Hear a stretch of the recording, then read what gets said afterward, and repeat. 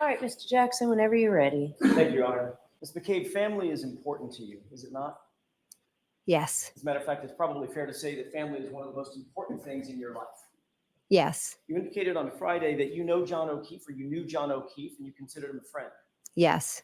You also indicated that you know Ms. Read, and at some point you considered her a friend. Yes. But clearly, John O'Keefe was not family, was he? No. He was not a McCabe, correct? No. He was not an Albert. No. Karen Read is not family, correct? Correct. Not a McCabe. No. She's not an Albert. No. Ms. McCabe, when you were at Waterfall on the evening of the 28th, going into the early morning hours of the 29th, you spent some time with John O'Keefe and Karen Read. Correct. You didn't see any tension between the two of them at the time? No. Matter of fact, they seemed like a normal couple to you? I didn't see them interact much. They were both engaging with you, correct? I had separate conversations with them. So John O'Keefe, we've seen from several videos, I'm not going to play the video, John O'Keefe was situated for the most part over in that corner as the camera is looking, the right corner of the bar, along with you, the Coliqueses, I think Matt McCabe was over there as well, correct? I can't be sure, but I know I spoke to Karen in that corner. And certainly you saw nothing to suggest that there was any tension or discord between and among those individuals, certainly between Ms. Read and Mr. O'Keefe, correct? Correct. When you left Fairview, were you among the first to leave or among the last to leave? I left there was 4 of us that left total. It was myself, my husband, Matt, Julie, Nagel, and Sarah Levinson. When you walked out, Karina Coliqueses was close by, close in tow, correct? Oh, wait, are you talking about leaving the waterfall? The waterfall. Oh, I'm sorry. I was confused. I was talking about Fairview. Leaving the waterfall? Correct.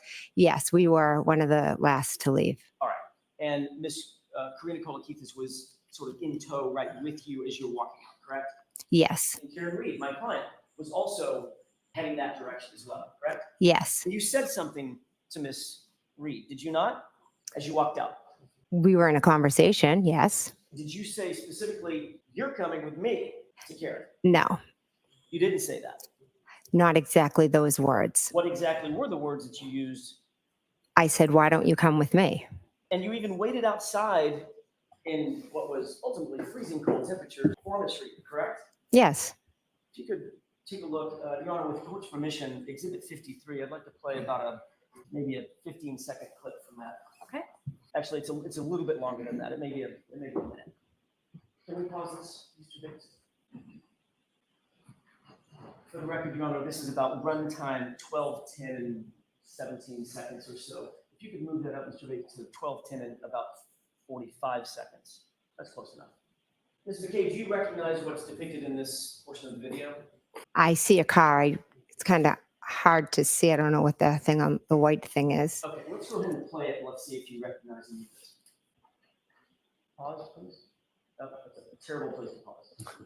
A little further. It's also not super clear. Can you see a person in that video?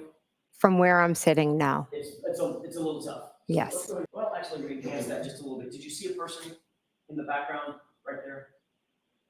Honestly, I can't make out what that is. Now do you see a person? Yes. The lighting is terrible. I apologize. Not my video. Do you know who that person is? I don't know. That's you, isn't it? I can't tell from that picture if that's me. Okay. Now, with the flag out of the way, do you recognize anybody in the foreground down at the bottom right? That looks to be John. Mr. O'Keefe? Yes, Do you see someone to his right? I do. Yes. And who is that person? I cannot make it out in the photo. Okay, and pause. You see the person with the sort of white shoes just above the car. Yes. Does that appear to be you? I can't make that out that it's me, but I know I was there and I know I spoke with them. Okay, so you do recall walking outside and sort of waiting and hovering in about that area, correct? I was talking with them. Okay. Does it appear that you're talking with them? No, This, that looks like they've walked away. right. As a matter of fact, it looked like they walked away without talking to you outside, correct? Well, do you have video of moments before that when I was standing talking to them? Well, see, this is the point where I get to ask the questions and you get to answer. So I'm Okay. asking you, do Mhm. you see yourself standing in the parking lot after John and the person to his right had walked away? Yes. Okay. Let's play it for just a few more seconds. Go ahead and pause. And what do you appear to be doing at that point? Walking to my car. Okay, so you turned around and left after Mr. O'Keefe and the person to his right walked away, correct? Correct. As you sit here, even though the video leaves a little to be desired, you know that John O'Keefe left with Karen, correct? Yes, So the person to his right, the more petite person with the long hair, that would be Karen.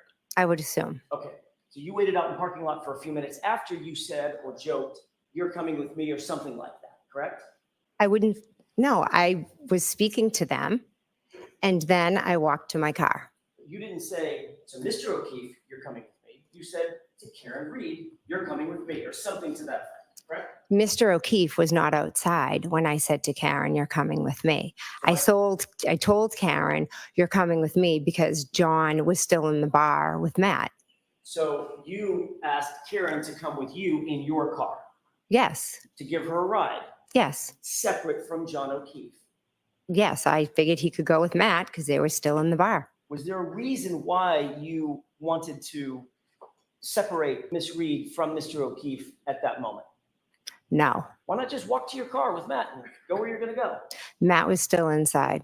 So you thought it was important enough to make the statement, "You're coming with me," or something to that effect, to my client, to separate her from John O'Keefe, even though your testimony is John O'Keefe was just inside the bar. Objection. Sustained as to that form. Ask it differently. Sure.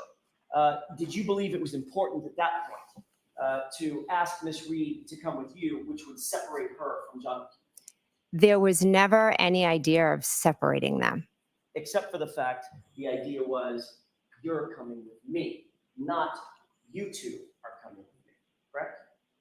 Incorrect. By definition, if she came with you, you'd be separating her from John, wouldn't you? We were standing outside That question talking. could be answered yes or no. By definition, your statement to her, "You come with me," would separate her from John, Would not, because we were all going back to Fairview Road. but not at the same time, ma'am, correct? Your idea is to bring Karen with you, separate and apart from John. We were waiting for John to come out, and I said, "Why don't you just come with me?" It was innocent. I'm not asking for your explanation. You'll get to that with Mr. Loudon. I'm asking for a yes or no question or yes or no answer. By definition, your invitation would separate Karen from John, would it not? Objection. Ride over. Sustained. Move on. Would it or would it not separate John and Karen for the ride over? Objection. Sustained. Now, when you arrived at Fairview, some folks were already there, correct? Yes. Who was already there? Brian Higgins, Brian Albert, Nicole Albert, Caitlin Albert, Julie Nagel, Sarah Levinson, and Brian Albert Jr. And then you arrived, as we saw, you walked through the parking lot, got in your car, you arrived, I presume, with your husband, Matt, and kid. Yes, correct. I want to ask a question about Mr. Higgins. You testified on Friday that you saw his vehicle when you got to the scene, correct? Yes, And you said that it was pulled up a little bit in front of the mailbox, correct? yes. Can we have exhibit 66 with the court's permission, please? Okay. This is a digital model of the patient. Do you recognize this? Yes, Does it appear to be a relative scale model of 34 Fairview? yes, This would be the front door, correct? yes. And where's the mailbox? If you can point to it with the laser pointer. So you're pointing to an area just in front of a car that's in the driveway, correct? Yes, And then the driveway's to the right, yes, and then along this line is the front lawn area and property line of 34 Fairview, correct? yes, You indicated that that Jeep was just a little bit in front of the mailbox, meaning about there, correct?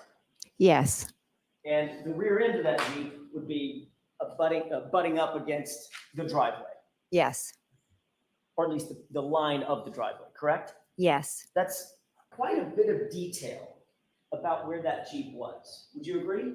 no, because I drove down the street and I took a left into the driveway and there was a Jeep there. Okay. What I'm asking is, you didn't just say, your memory was not just somewhere in front of a house. It's literally right in front of the mailbox, the front end of it, joining the line of the driveway, correct? Yes, That detail obviously stuck out in your mind. it did because I was wondering whose Jeep it was. Did you discuss that detail with your husband at any point? Not sure. You're not sure? You might have? I'm not sure if I said whose Jeep is that. No, I don't mean then. I mean between then and now, have you and Mr. McCabe ever discussed where that Jeep was, or your memories of where that Jeep was? Possibly. You're aware that he put the Jeep in the exact same place that you did. Objection. Are you aware of that? I am. Oh, wait, no, excuse me. Repeat the question? You're aware that he puts the Jeep in the exact same spot you just put the Jeep, right in front of that mailbox, correct? I know he knows where the Jeep was. I'm not aware what he said in here. Does he know where the Jeep was because you told him what to say about the Jeep? Absolutely not. It's because we drove together in the car and I asked. Now, I you can possibly just could have stay with- asked. One at a time, please, I'm sorry, I didn't mean to step on your words. I thought you. That's okay. You can continue. Thank you. Appreciate that. I don't think we got your answer, though. Okay. Yeah, I think Madam Court Reporter was asking for your answer. Can you repeat your answer? To the question of did he know where the Jeep was? Whether or not I did not need to tell Matt where the Jeep was. He knew because we were in the car together. but you two discussed it. When are you asking? At any time between January 29th. I'm sure we have, yes. You were also interviewed by Trooper Proctor on January 29th, 2022, correct? Yes, And you were asked a series of open-ended questions. What did you see? And where did you see it? Correct? yes, Nobody put any words in your mouth. no, Nobody told you what to say at that time. no, And you told Trooper Proctor that when you arrived at the scene, after you got there, you, quote, first observed the vehicle, meaning Miss Reed's SUV, parked on the street by the driveway facing the direction of Chapman, correct?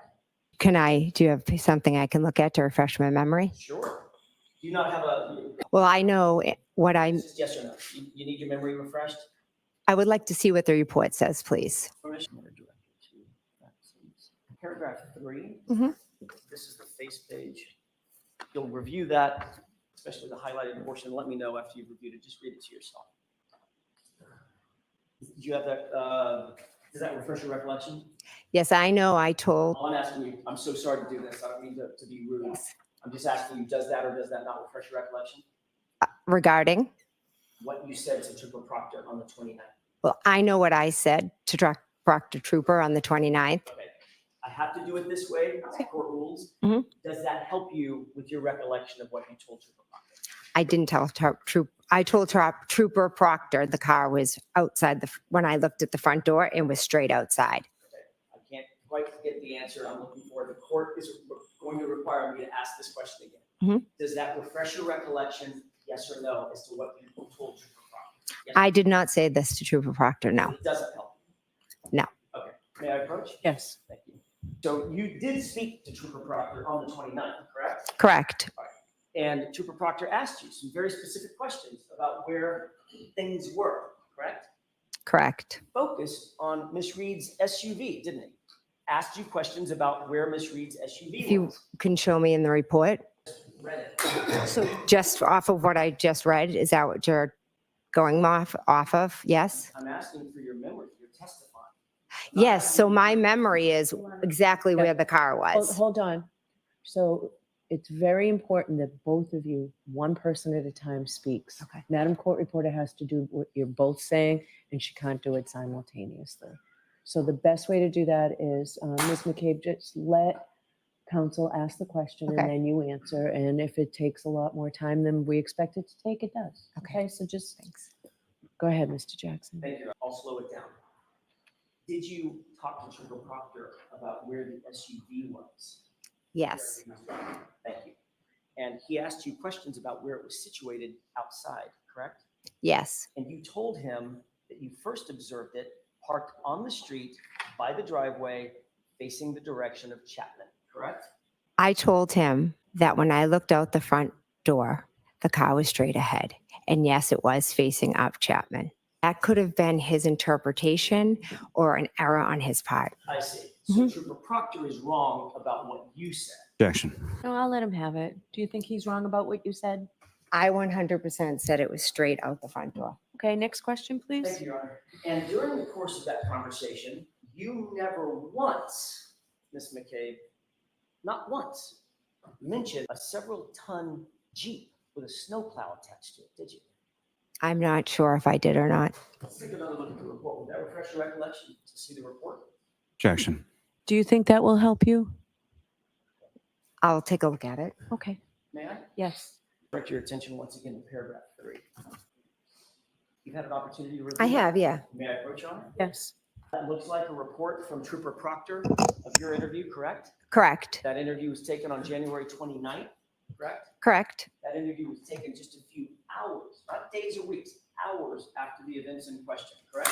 Correct. And you were asked what you saw, what you observed in front of 34 Fairview on that morning, correct? I'm sorry, the night before, correct? He asked specific questions about Miss Reed's vehicle. Okay.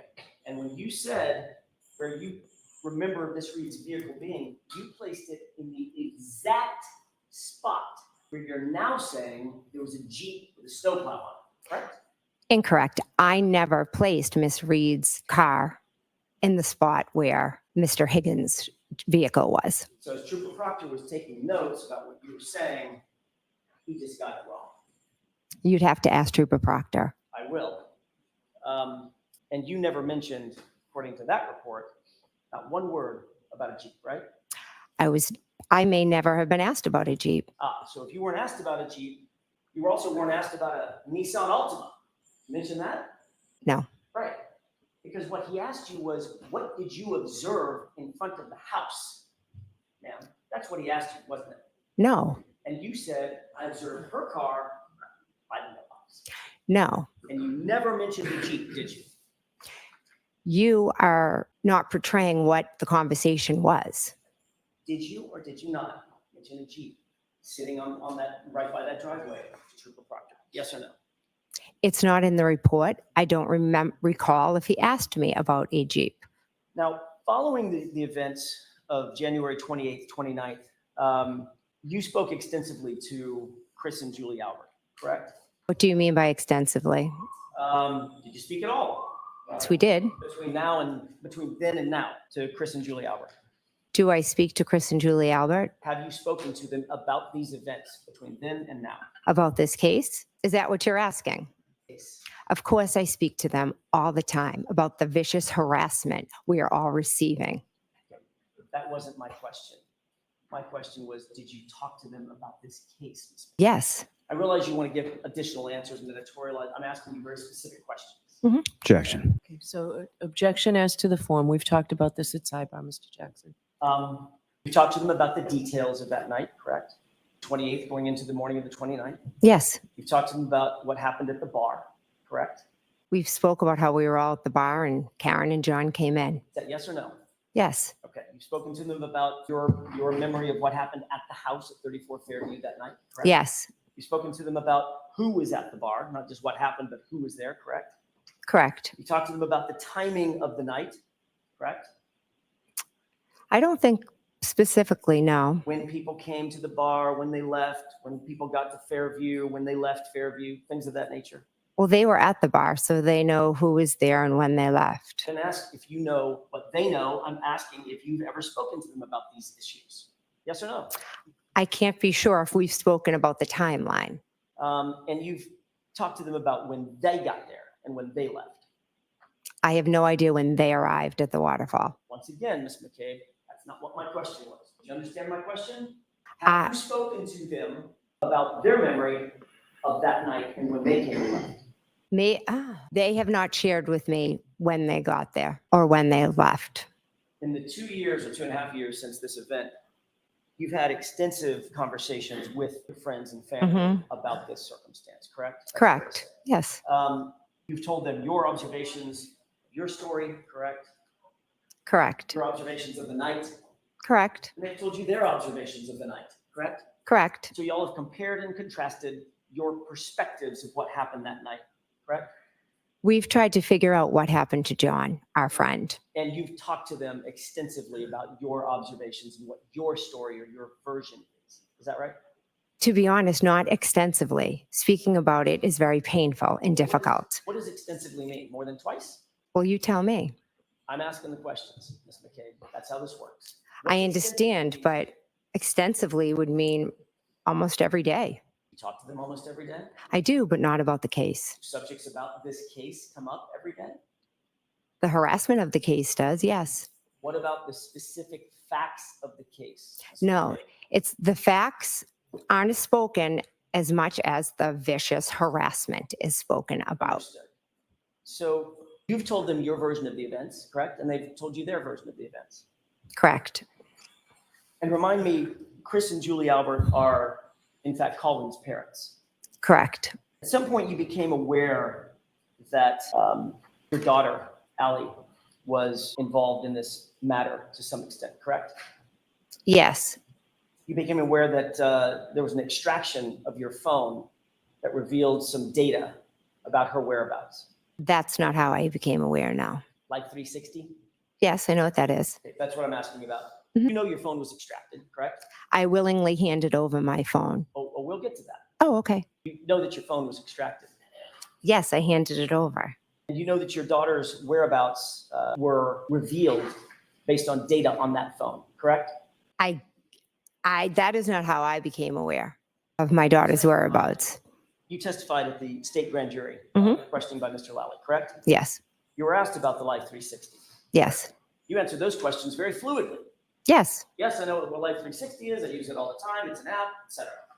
absolutely. Okay, let's go over that for a 2nd. Mhm. You admitted that it works as a quote GPS as far as where people go and everywhere that you go, correct? Correct.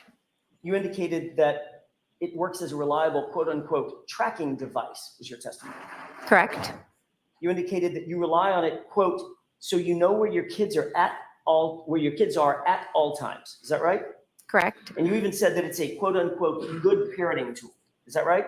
Correct. And the reason you said that is because it's accurate in your experience and it's reliable. Is that right? It's a good tool, but it is not always accurate. But you said when you testified in front of the Mhm. great grand jury that it's accurate and it works as a GPS as far as where you go and everywhere you go, correct? Objection. Did you say that? Can I see it? Sure. May I approach you? Honor? Yes. Lines 13. You said 13 through 15? Yes, ma'am. Okay. May I, Your Honor? Yes. Does that refresh your recollection? It does, yes. Question and answer? Well, I just don't see the word accurate on there. I don't know if I missed it. Ms. McCabe, does that refresh your recollection as to the question and answer about whether you said it works as sort of a GPS as where you go and everywhere you go? Correct. And your answer was, yeah. Yes. Okay. So where did Allie go after she supposedly dropped off Colin Albert? She went nowhere. Did you check her Life 360 app to verify that she went where? At that point, I had no reason to check her. So the answer is no, you didn't. No. Okay. Did you ever verify through the Life 360 app that in fact Allie did not go home, but rather was out driving until after 1:30 a.m.? Ever check the app and see that? Did I ever check Life 360 app for that? Yep. No. Okay. But you believed her when she said she came home. Yes. And just like you believed her when she said she picked up Colin, dropped him off, and then came home. Yes. The Alberts had a dog, pardon me, correct? Yes. What was the dog's name? Chloe. You indicated that on the morning of January 29th, after 6 a.m., still relatively dark out, you burst into the bedroom of Brian and Nicole Albert's home, correct? Yes. You did that specifically to wake up, according to you, Brian Albert and Nicole Albert, correct? Yes. I don't know. So you'll agree that, at least from their perspective, you walked in the front door unexpectedly, correct? Yes. You walked upstairs unexpectedly, correct? Yes. Still dark outside, right? Yes. You walked through their door and you said you burst into the door into a dark room where they were sleeping, correct? Yes. Mr. Albert said that you were somewhat hysterical. Do you agree with that? Yes. You were loud, right? I was trying to wake them up. You were somewhat chaotic. Yes. And you don't remember a 70-pound German Shepherd having any reaction. No. In fact, you don't remember the dog being there at all, correct? Correct. You never saw that dog, correct? I have no memory of seeing that dog. Okay, so as you sit here today, Mhm. you cannot say that the dog was here because you don't have a memory of ever seeing it. I Right? did not see it. No.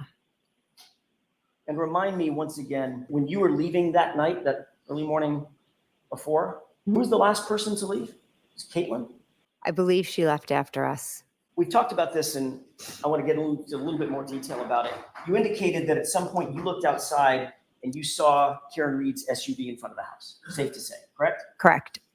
About what time was that you first saw it? I can just give you maybe approximates. I know I texted when I saw them, so whatever time that was. All right, let's see if we can narrow that down just a little bit. Mhm. You also indicated that you saw Ryan Nagel's vehicle outside, All lights. lights belonging to the vehicle, right? Yes, I knew there was another vehicle outside. And where was that in relation to Miss Read's vehicle? It was behind it. I didn't pay much attention to it. Okay, and where was the Jeep in relation to Ryan Nagel's vehicle and Karen Read's SUV? I remember seeing Karen Read's SUV straight, and then I saw the lights of Ryan Nagel. I did not pay attention to where it was. I was just looking at Miss Read's vehicle. I am not certain. Haven't you testified previously that you remember the Jeep being between Ryan Nagel's vehicle and the SUV? I am not certain where Ryan Nagel's vehicle was. So as you sit here now, you don't know if it was in front of the Jeep as you placed it by the mailbox. It would Let be, me finish my Mhm. question. Mhm. Behind the Jeep or somewhere in between? it definitely was not in front of the Jeep. Definitely was not in front of the Jeep. No. So it was definitely behind the Jeep. Behind or to the side, I'm not sure. Well, if it's parked on the street in front of the house, it's not gonna be beside the Jeep, right? That's gonna be in the middle of It the road. would have been in the middle of the road, correct? So if it's pulled over, it's behind the Jeep. Okay, so now we've narrowed that down. It's Karen Read's SUV, as we're looking at the property, Karen Read's SUV. To the right of that, as we're looking at from the street, at the property, to the right of that Jeep, behind that Ryan Nagel's vehicle, correct? Correct. Sure about that, If my memory serves right, yes. if your memory serves you. Okay, so you were asked about the arrival of Mr. Nagel's car at the state grand jury. Do you recall that? I believe so. That was in April 26th, 2022. Mhm. Just Okay. remember. Okay. Does that sound about right? I Yep. don't expect you to surprise Yes, that. yes. You were asked, what time did you see Ryan Nagel's vehicle arrive at the location? And you indicated that it was 12:23. You remember that? Do you have it? I do. Yes. Take a look at lines 21 down the highlighted portion. Okay. May I interrupt? Yes. We're asked, do we know what time the brother came? Meaning Ryan Nagel, Okay. correct? Correct. And the question from Mr. Lally was, that was from a grand juror, the question from Mr. Lally was, if you know, correct? Correct. And your answer was, I believe he was out front at 12:23. Is that right? Correct. And the reason you could be so precise with that time, Ms. McCabe, is because you had asked Julie Nagel to give you her text messages with Ryan for that night, and you'd refresh your recollection about the time, correct? Correct. All right. And you've also testified that as soon as you saw Miss Read's SUV, you texted John. Is that right? Correct. Here, exclamation point, question mark. That was the first text, right? Correct. But your text to John was at 12:27. You recall that? Yes. That's 4 minutes after you know Ryan Nagel arrived at the scene, correct? Correct. Since Karen Read arrived before Ryan Nagel, she and John had to have been there 4 to 5 minutes before you ever saw her SUV. Objection. Is that right? Ryan Nagel texted his sister at 12:23 here. And then he texted again that he was going to leave Then Julie Nagel went outside, Ms. and McCabe, that's not my question. I'm explaining what happened in the 4 minutes. You can explain another question. My question is very specific. Given the fact that Karen Read, by definition, arrived at the location before Ryan Nagel, and Ryan Nagel arrived at 12:23, that means, and you didn't notice the SUV until 12:27, that means her car was there for at least 4 minutes before you ever noticed it, correct? Objection. Is that correct? Can you answer that question? Correct. Snow condition. We've heard a lot about the snow condition. I'm not going to beat that dead horse. But it's safe to say that you would agree with me that it was a light dusting of snow, correct? I should be specific about the time.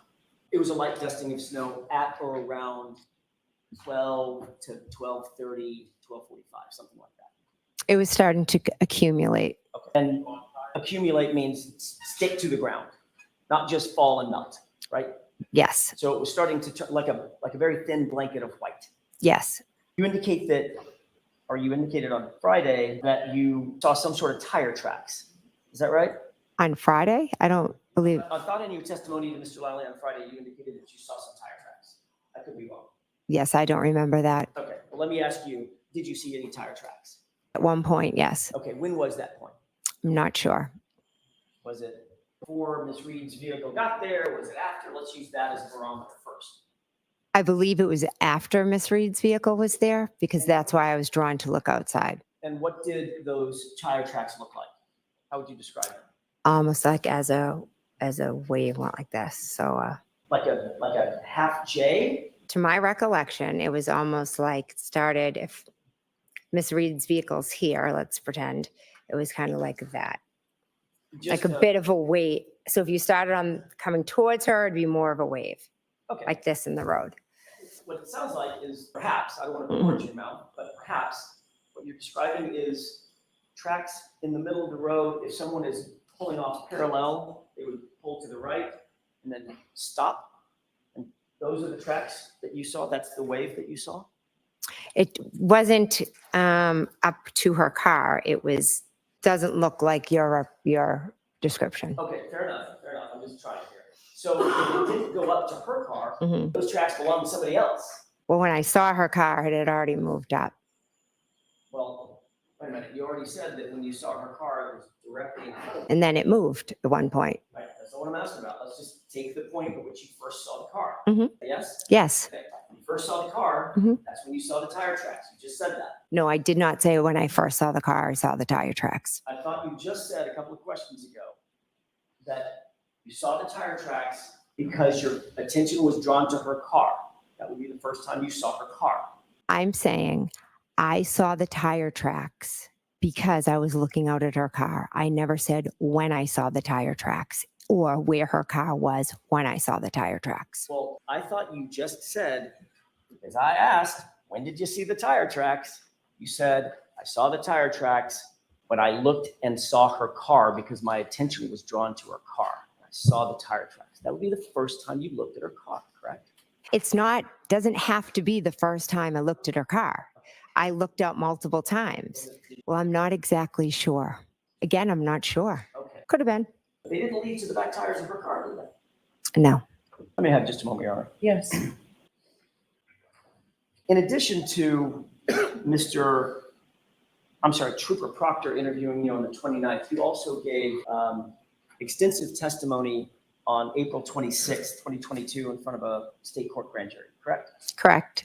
And you were asked about the location of Miss Reed's vehicle. I'm still staying with that for just a quick second, if you don't mind. Is that right? Correct. You were asked where that SUV was in relation to Ryan Nagel's car. Is that right? Would I be able to look at it to refresh my memory, please? Well, let's start with this. Do you remember being asked about Karen Read's SUV and Ryan Nagel's truck?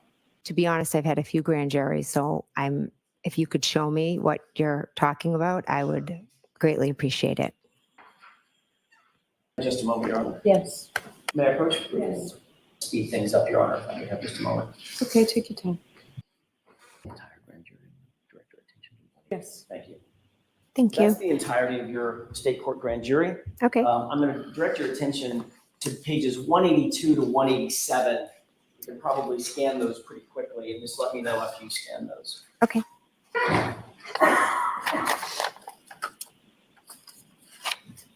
May I, Your Honor? Yes. Thank you. Thank you. Did you glance at those pages? I did, yes. As you glance at those pages, my question is a relatively simple one, but I wanted you to have. At no point, when you were describing the vehicles that were out front, in front of 34 Fairview on that night, at no point, under oath, in front of that grand jury, did you ever mention a Jeep? Did you? I was not asked about any other vehicles out front. So when you were talking about the vehicles that you saw in front in some painstaking detail, talking about the black SUV and Ryan Nagel's truck, you just left out the Jeep because nobody asked you about it. I didn't read anything in that about Ryan Nagel's vehicle. Did you miss it? I must have. Okay. Is it in there? Yeah, it is. Okay, You were, what, in fact, asked about Ryan Nagel's Jeep, weren't you? if you want to show me. Well, I don't want to sit here and, did you I- not review your I transcript? Just read it all. I didn't see it. Objection. Can't interrupt. As you reviewed those pages, you were asked about the cars that you saw in front, did you not? I was asked about Miss Reed's vehicle. Okay. And at no point did you mention a Jeep being behind Miss Reed's vehicle, as you testified today, correct? The questions were all about Miss Reed's vehicle. At no point, my question is this, it's yes or no. You did or you didn't. Did you mention ever in that grand jury the Jeep behind Miss Reed's vehicle? Yes or no? I'm not sure. I'd have to read it all. As you sit here, do you recall mentioning the Jeep? I was asked about Miss Reed's vehicle, and those are the questions I answered. I can't, you need to keep your Okay. voice up, please. Sorry. Let's try this again. As you sit here, do you recall mentioning the Jeep, ma'am? I would have to reread the transcript. You don't have to reread the transcript to answer that question. Do you recall mentioning the Jeep? If you don't, you don't. I may not have been asked about the Jeep, so I did not mention the Jeep. Fair enough. Did you and Mr. Higgins, between then and now, the date of the incident and now, have you ever had a conversation with Mr. Higgins about where his Jeep was parked? No, Have you ever had a conversation with Mr. Higgins about anything having to do with this case? I do not believe so. Did anyone, leaving Mr. Higgins aside, did anyone tell you anything about Mr. Higgins's Jeep and what he testified to? No, Were you ever asked by anybody to mention a Jeep being behind Ms. Reed's SUV in this trial? can you repeat the question, Were please? you ever asked by anybody to make sure you mention a Jeep being parked behind Ms. Reed's SUV in this trial? Not that I recall, no. After you arrived and you noticed this SUV outside, you started paying somewhat close attention to it, did you not? I went to the front door and looked out the window at the vehicle, yes. As a matter of fact, you texted as soon as you saw that 12:27 here, correct? Correct. And then a few minutes later, at 12:31, you texted, "Pull behind me," to John. Is that right? Correct. And then at 12:40, you texted, "Hello," correct? Correct. And at 12:42, you texted, "Where are you?" Correct. And at 12:45, you texted, "Hello," correct? Correct. So that's 5 text messages. And each time you texted him, you were walking to the door and looking out at the vehicle as you're texting, correct? I know for the first 2 I was. You testified at another hearing, another proceeding on June 8th, 2023, correct? Correct. In that other proceeding, did you testify that you got up and sat down and got up and sat down every time you were texting? Possibly. Okay. So if you got up and walked over to the door and you see the SUV and you text, Mhm. and then you walk away from the door and sit down for a second, that would be one text and one view of the SUV, correct? Yes. So if you did that at 12:27, 12:31, 12:40, 12:42, and 12:45, you'd agree that's 5 times that you were up and down looking at the SUV, correct? I'm not sure if I did it 5 times. How many times do you think you did do it?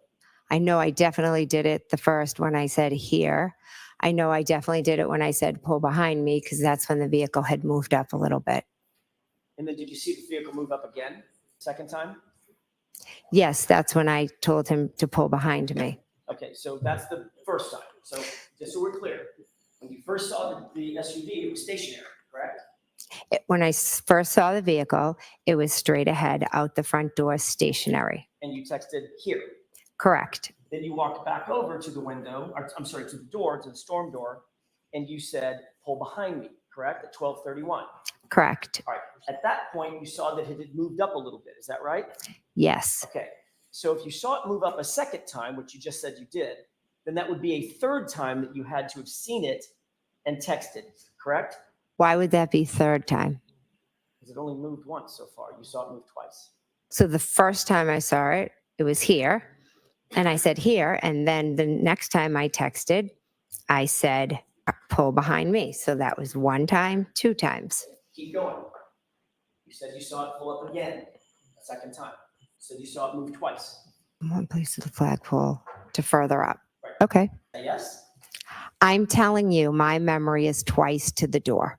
Mr. McCabe, it's not a trick question. You just testified that you saw the car move twice. By definition, that has to be you looked at it 3 times. Stationary, move once, move twice. Maybe I used the wrong wording. Maybe. Let me have just a moment, Your Honor. Sure.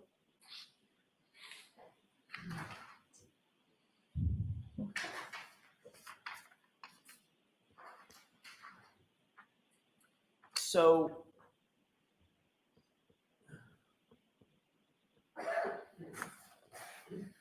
when you testified in front of this other proceeding, didn't you testify that you walked up and sat back down 5 different times, watching that car and texting every single time? Would you be able to show me that? It's gonna take a minute. I have one, Your Honor. May I, Your Honor? Yes.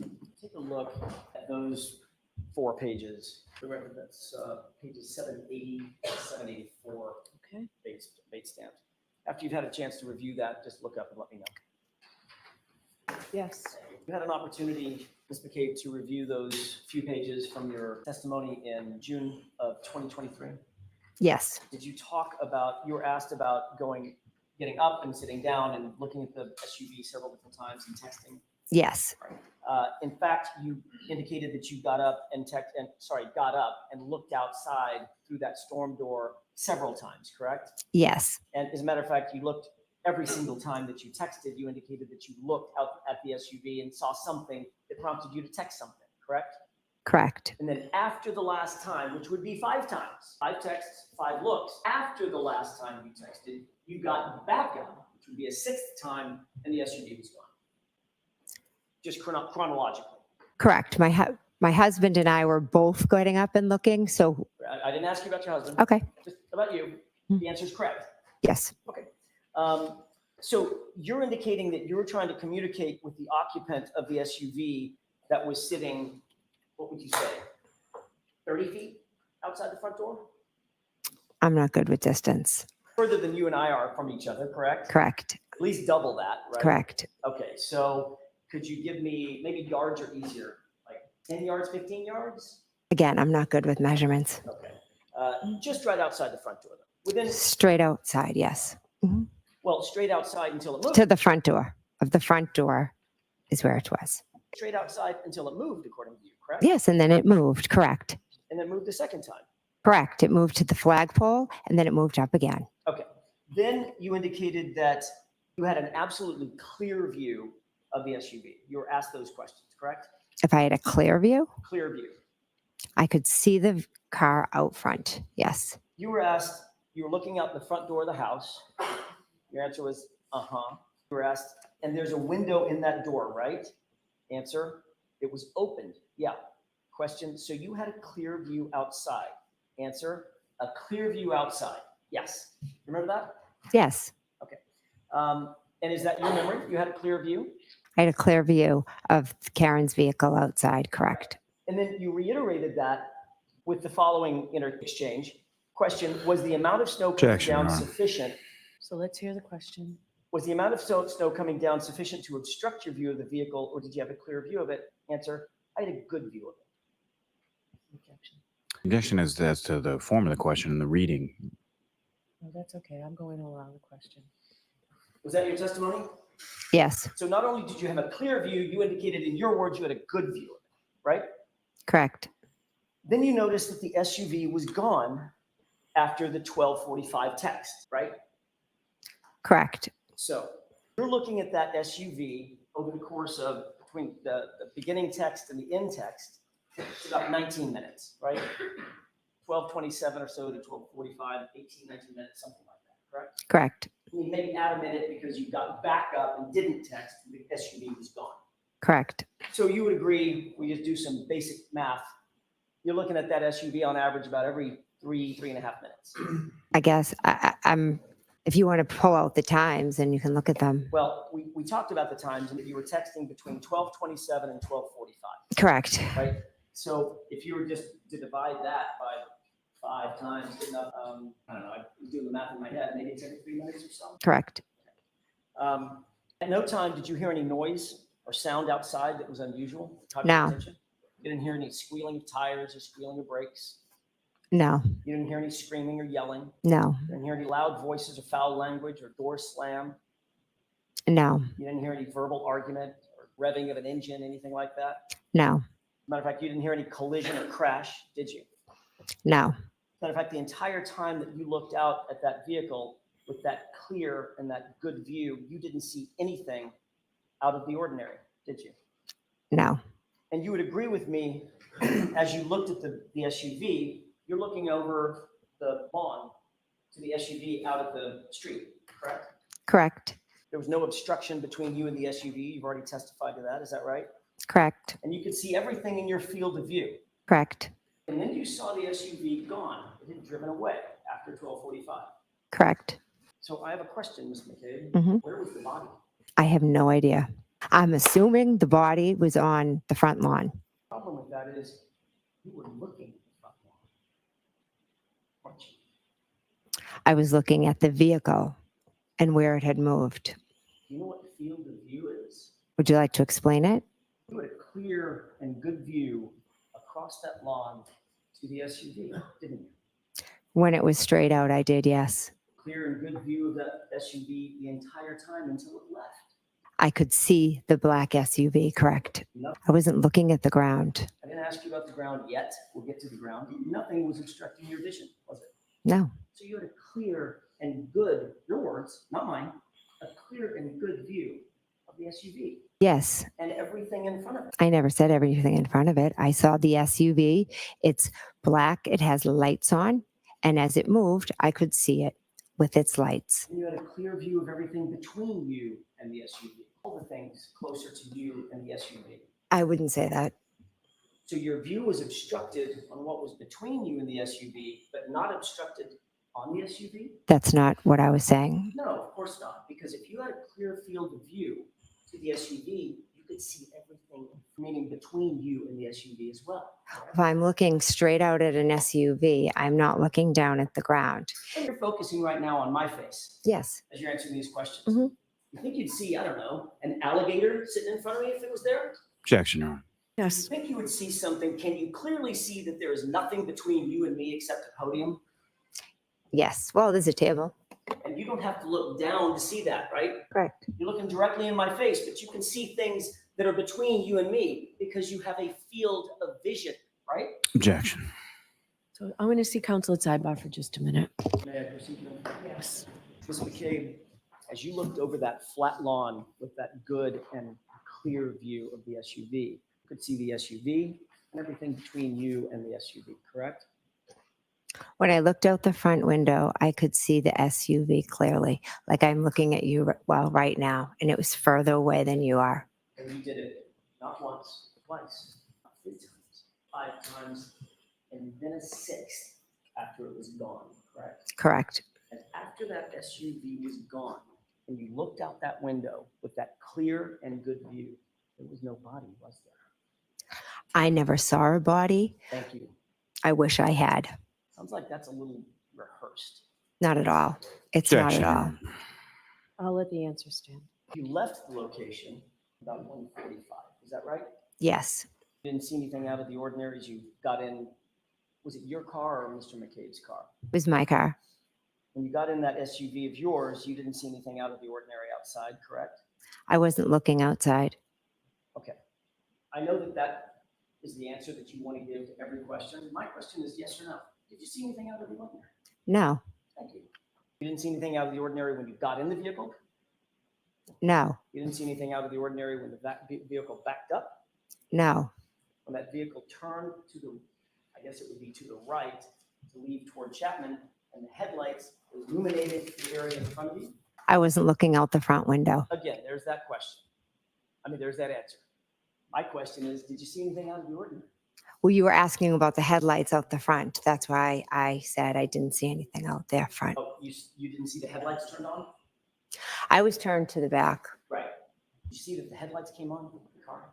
Yes, in the driveway, the headlights came on. Right. Correct. So according to you, you got in the car and immediately twisted yourself directly to the rear and never turned back around and never looked outside the windows. Correct. Got it. Is that normal for you? Yeah, I'm a very chatty person, so I turned to talk to the girls. So you made sure that you didn't look out the window. Nope, that's not it at all. You also didn't hear anybody, you did hear some girls in the back, since they were so chatty, talking about bread and sandwiches or something, right? Correct. But you never heard anybody say anything about noticing anything out of the ordinary, correct? Correct. You didn't hear Julie Nagel say that she saw a black object in the yard. Never heard that. You turned around looking right at, according to you, correct? Correct. Indeed, engaging them in conversation, according to you, Correct. so that you could make sure that you weren't looking out the front or right windows. Objection. Can you answer that? Is that why you did it? No, that's not why I did it. I was talking to the two girls. When you got home, what did you do? I went up to bed. What time do you think you got home? Somewhere after approximately between 2 and 2:15. Took you a few minutes to drop the girls off. Correct. When you got home, you got on your phone, correct? Yes. Before you got on your phone, you went upstairs to your bedroom. Yes. Did you use any applications? Well, let me ask it this way first. Did you make any phone calls just using your phone? Any phone calls after you got home, either downstairs or upstairs? I do not believe so. Did you use any applications to communicate with anybody through Wi-Fi? Do you know what I mean by that? Like FaceTime audio or WhatsApp, phone calls, things like that? Text message? No, actually, and you may not use these, but I'm asking, did you use any kind of third-party app, use Wi-Fi, VoIP calls, other than just a phone call? No. Sounds like you don't even know what that is. I don't even know what you're talking about. Fair enough. So it's safe to say that you didn't use or you don't use any multimedia to communicate. You don't use FaceTime or Snapchat or Signal or anything like that. I've used FaceTime with my children, yes. Not for No. like FaceTime audio is a way that you can make the call. No, I've FaceTimed with my kids at school, but that's videos. Right? oh, okay. So yeah, I guess not. You didn't do that night either. Not that I recall. Did you? Now I'm going to get back to your question. Did you text anybody? I did, yes. Who did you text? I texted my sisters and I texted my husband and a friend in a group chat. You texted your husband and a friend in a group chat. Mhm. Is that yes? Yes. Your husband was home. Yes. I want to switch gears for a second and ask you real quick about later that morning when you went to John O'Keefe's house. You mentioned on Friday that you went into his house and began to look around for him when you first got there with Teri Roberts and my client, Karen Read, correct? Yes. You indicated that you looked in his bedroom and saw that the bed was made, correct? Yes. You indicated that you looked around other parts of the house looking for him, searching for him. Is that right? Yes. You obviously saw the blankets and pillows on the couch downstairs in the living room, correct? I peeked over at the couch. And you're aware that Karen Read stayed on the couch that night to wait for John to come home. I'm not aware of that, no. You testified on Friday that my client said at the scene, when you got back to the scene, 34 Fairview, just after 6 a.m., she said, I hit him 3 times. She declared it, correct? Correct. Not once, not twice, 3 times. I hit him, I hit him, I hit him, correct? Correct. You have a very specific memory of that event, do you not? I do. Obviously, that's an incredibly impactful thing for you to remember. Is that right? It was an impactful statement, yes. And you remember it today as well as you remembered it the day she did it. Yes. I may have just a moment. May I? Yes.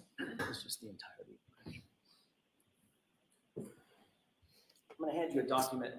Before I ask you about that specific document, did you review anything before you testified in preparation for your testimony today or Friday? Yes, Did you review your grand jury testimony? I did. Yes.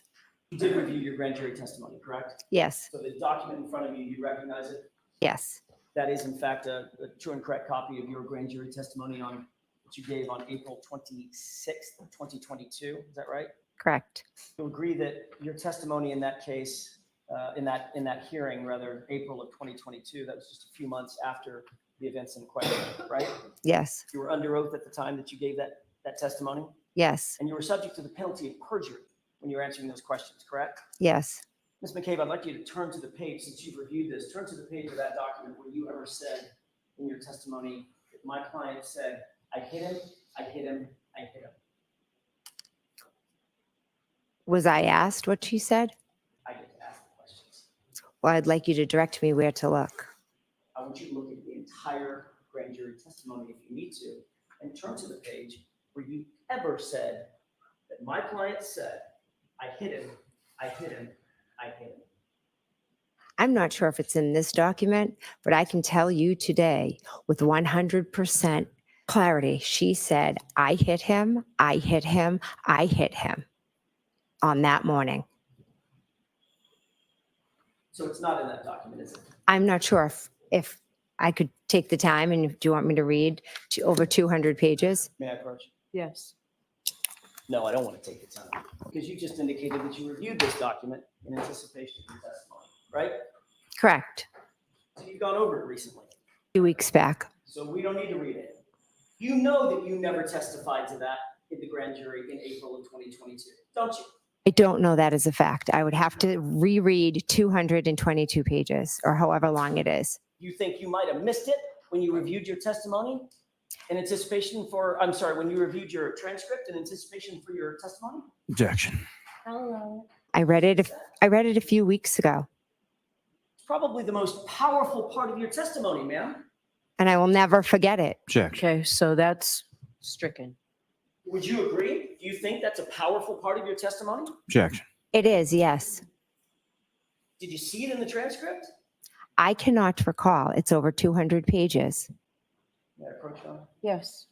These are select pages. 190, 192, 193, 201, 208, and 105. I'm just going to show it and ask questions, but it's quick, but I'll give you what it is. These are select pages out of your grand jury testimony.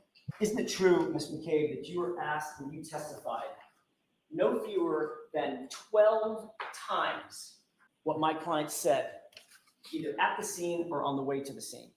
At the scene, I was asked twice, according to this. My question is, isn't it true that in April of 2022, you testified no fewer than 12 times, 12 separate statements you gave about what my client's statements were, either at the scene or in the car ride on the leading up to go into the scene?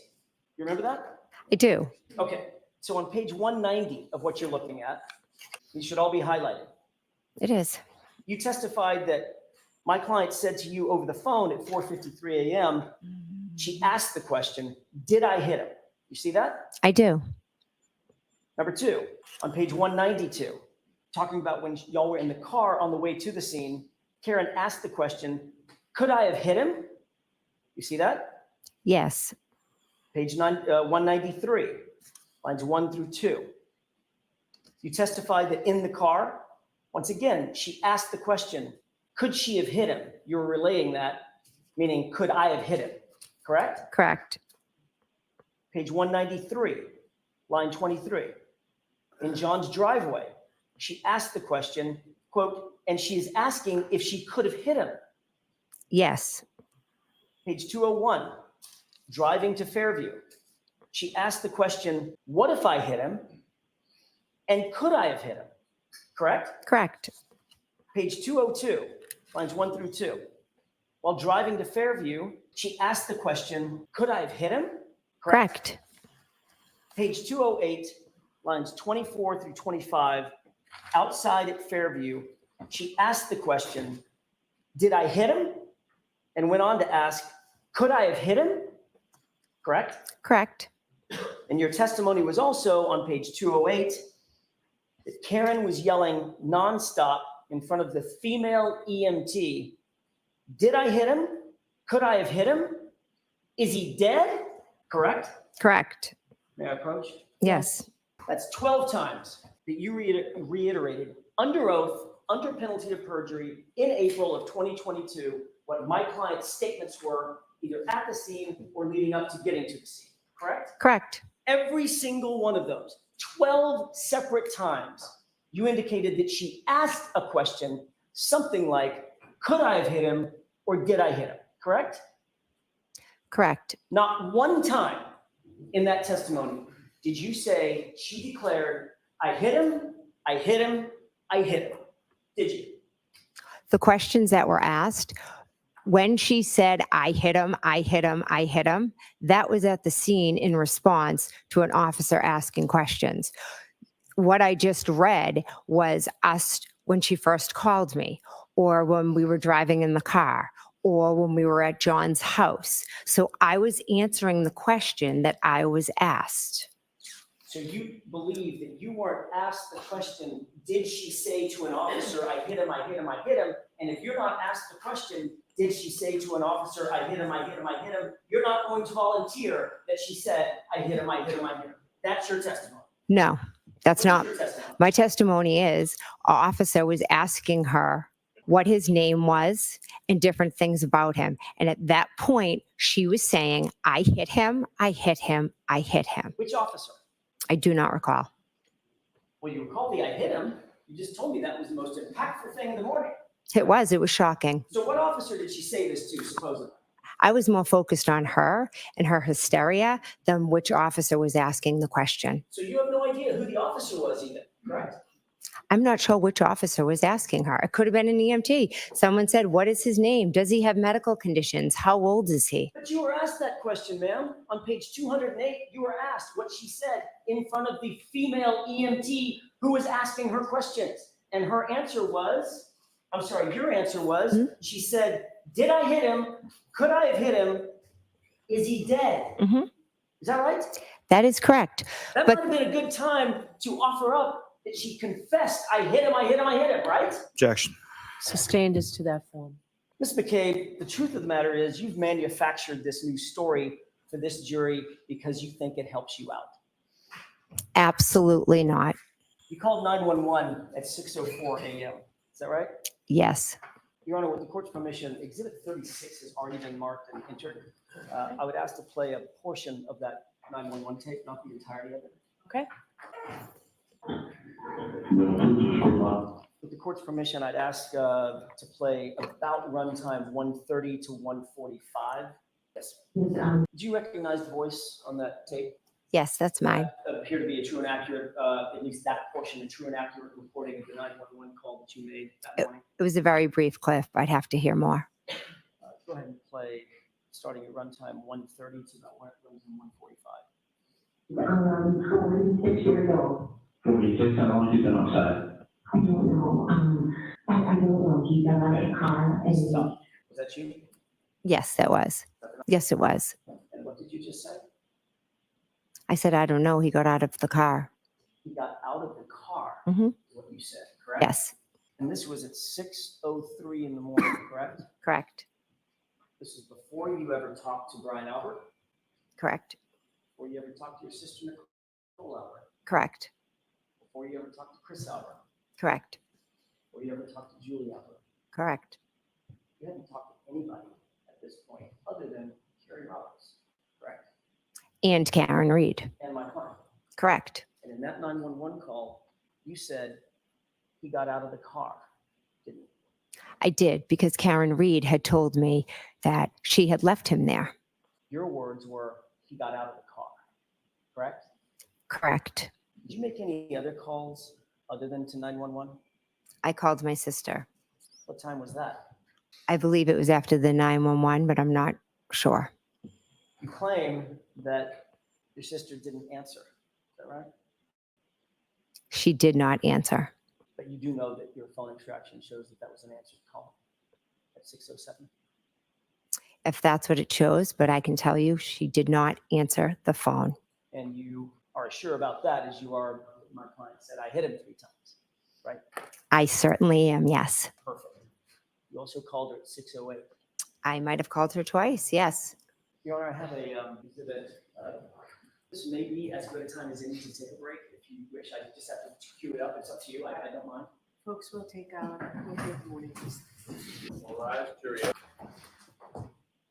Ms. McCabe, just follow the You may be seated. So, Mr. Jackson, when you said it's an exhibit, is it in evidence? It's not. Okay. It's a digital recording of a 4-minute voicemail on John O'Keefe's phone. It does include the 911 call. I don't want to play the entirety of the 911 call, but I do want to play the entirety of this particular 4-minute voicemail. Okay. Do you know what it is, Mr. Lally? I do. Okay. So is there an agreement that it's coming in? There's no objection to it. Okay. All right. Thank you. I just needed to know if I need it. McCabe, I want to go back very briefly to something you said just before we broke, and that was in respect of the statements that you attribute to my client out of the scene. You said, well, there was an officer possibly asking questions, or it could have been a female E, and I wasn't answering questions about that, correct? Hence, you didn't say, I hit him, I hit him, I hit him. Can you be clear on your question? Let me rephrase that. Before we broke a few minutes ago, you had said, the reason I didn't say, I hit him, I hit him, I hit him, is because I was never asked. And the subject never came up about what an officer asked her when she declared that. So I just didn't offer it. And then you said, or it could have been an EMT. Yes, I'm unclear who was there. Isn't it true that at the grand jury, the question that was posed to you, and this is counsel page 208, the question that was posed to you is, quote, so what happens next with yourself, Ms. Roberts, and Ms. Read? And your answer was, so there are different, police officers getting statements from us. At one point, I'm standing with Ms. Read, and she's saying, did I hit him? Could I have hit him? And there was, I believe, an EMT, a female, standing right next to me and listening to her yelling, did I hit him? Could I have hit him? Is he dead? Is he dead? Is he dead? Was pretty much nonstop. I do. So in point of fact, you were answering the direct question about what happened in front of the police officer and the EMT, correct? There were multiple police officers and multiple EMTs present. So now this is another police officer and a different EMT. I'm not saying that. But nowhere in this did you say that she declared the words. Correct. Your Honor, I have an item that I would like to have marked as next in order. Okay. Question. Yes. agreement one that will be exhibit 96. Thank you. With permission, I would like to play a portion of this and then stop it. Okay. And ask the witness a couple of questions about it. It's audio only.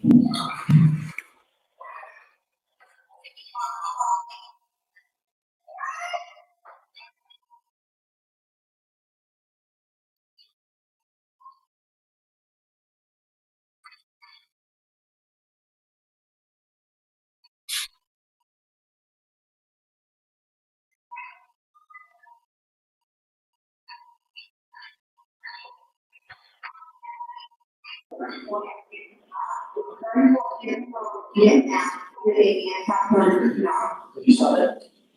Mr. McCabe, I've paused the audio tape just to ask you a couple of foundational questions. Do you recognize what's on that audio tape? Yes, that is my voice. Okay. 911 call, correct? Correct. Similar to the call we just listened to a few minutes ago, which was the actual 911 call, correct? What's the difference between the two of them? I'm about to explain it. It's a confusing question, and I apologize. This appears to be an open voicemail overhearing your 911 call. Do you recognize that? Now that you explain it, okay. You hear a rhythmic boom. Windshield wipers. So that was my next question. That would have been an open voicemail that was recorded inside the cab of the SUV that you were seated in, correct? Correct. Overhearing you call 911 and overhearing whatever else was going on, ambient noise at the scene, correct? Correct. Does that sound like a true and correct copy of at least the portion of the 911 call that you heard? Have to listen to it again, but Why don't we continue listening to it and see if you recognize it? okay. With your permission? Yes. By the way, it's about 4 minutes in total, Your Honor. Okay.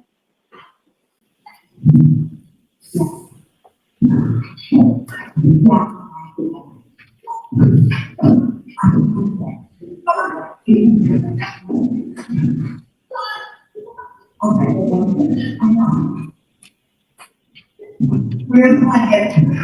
I don't keep going to carry.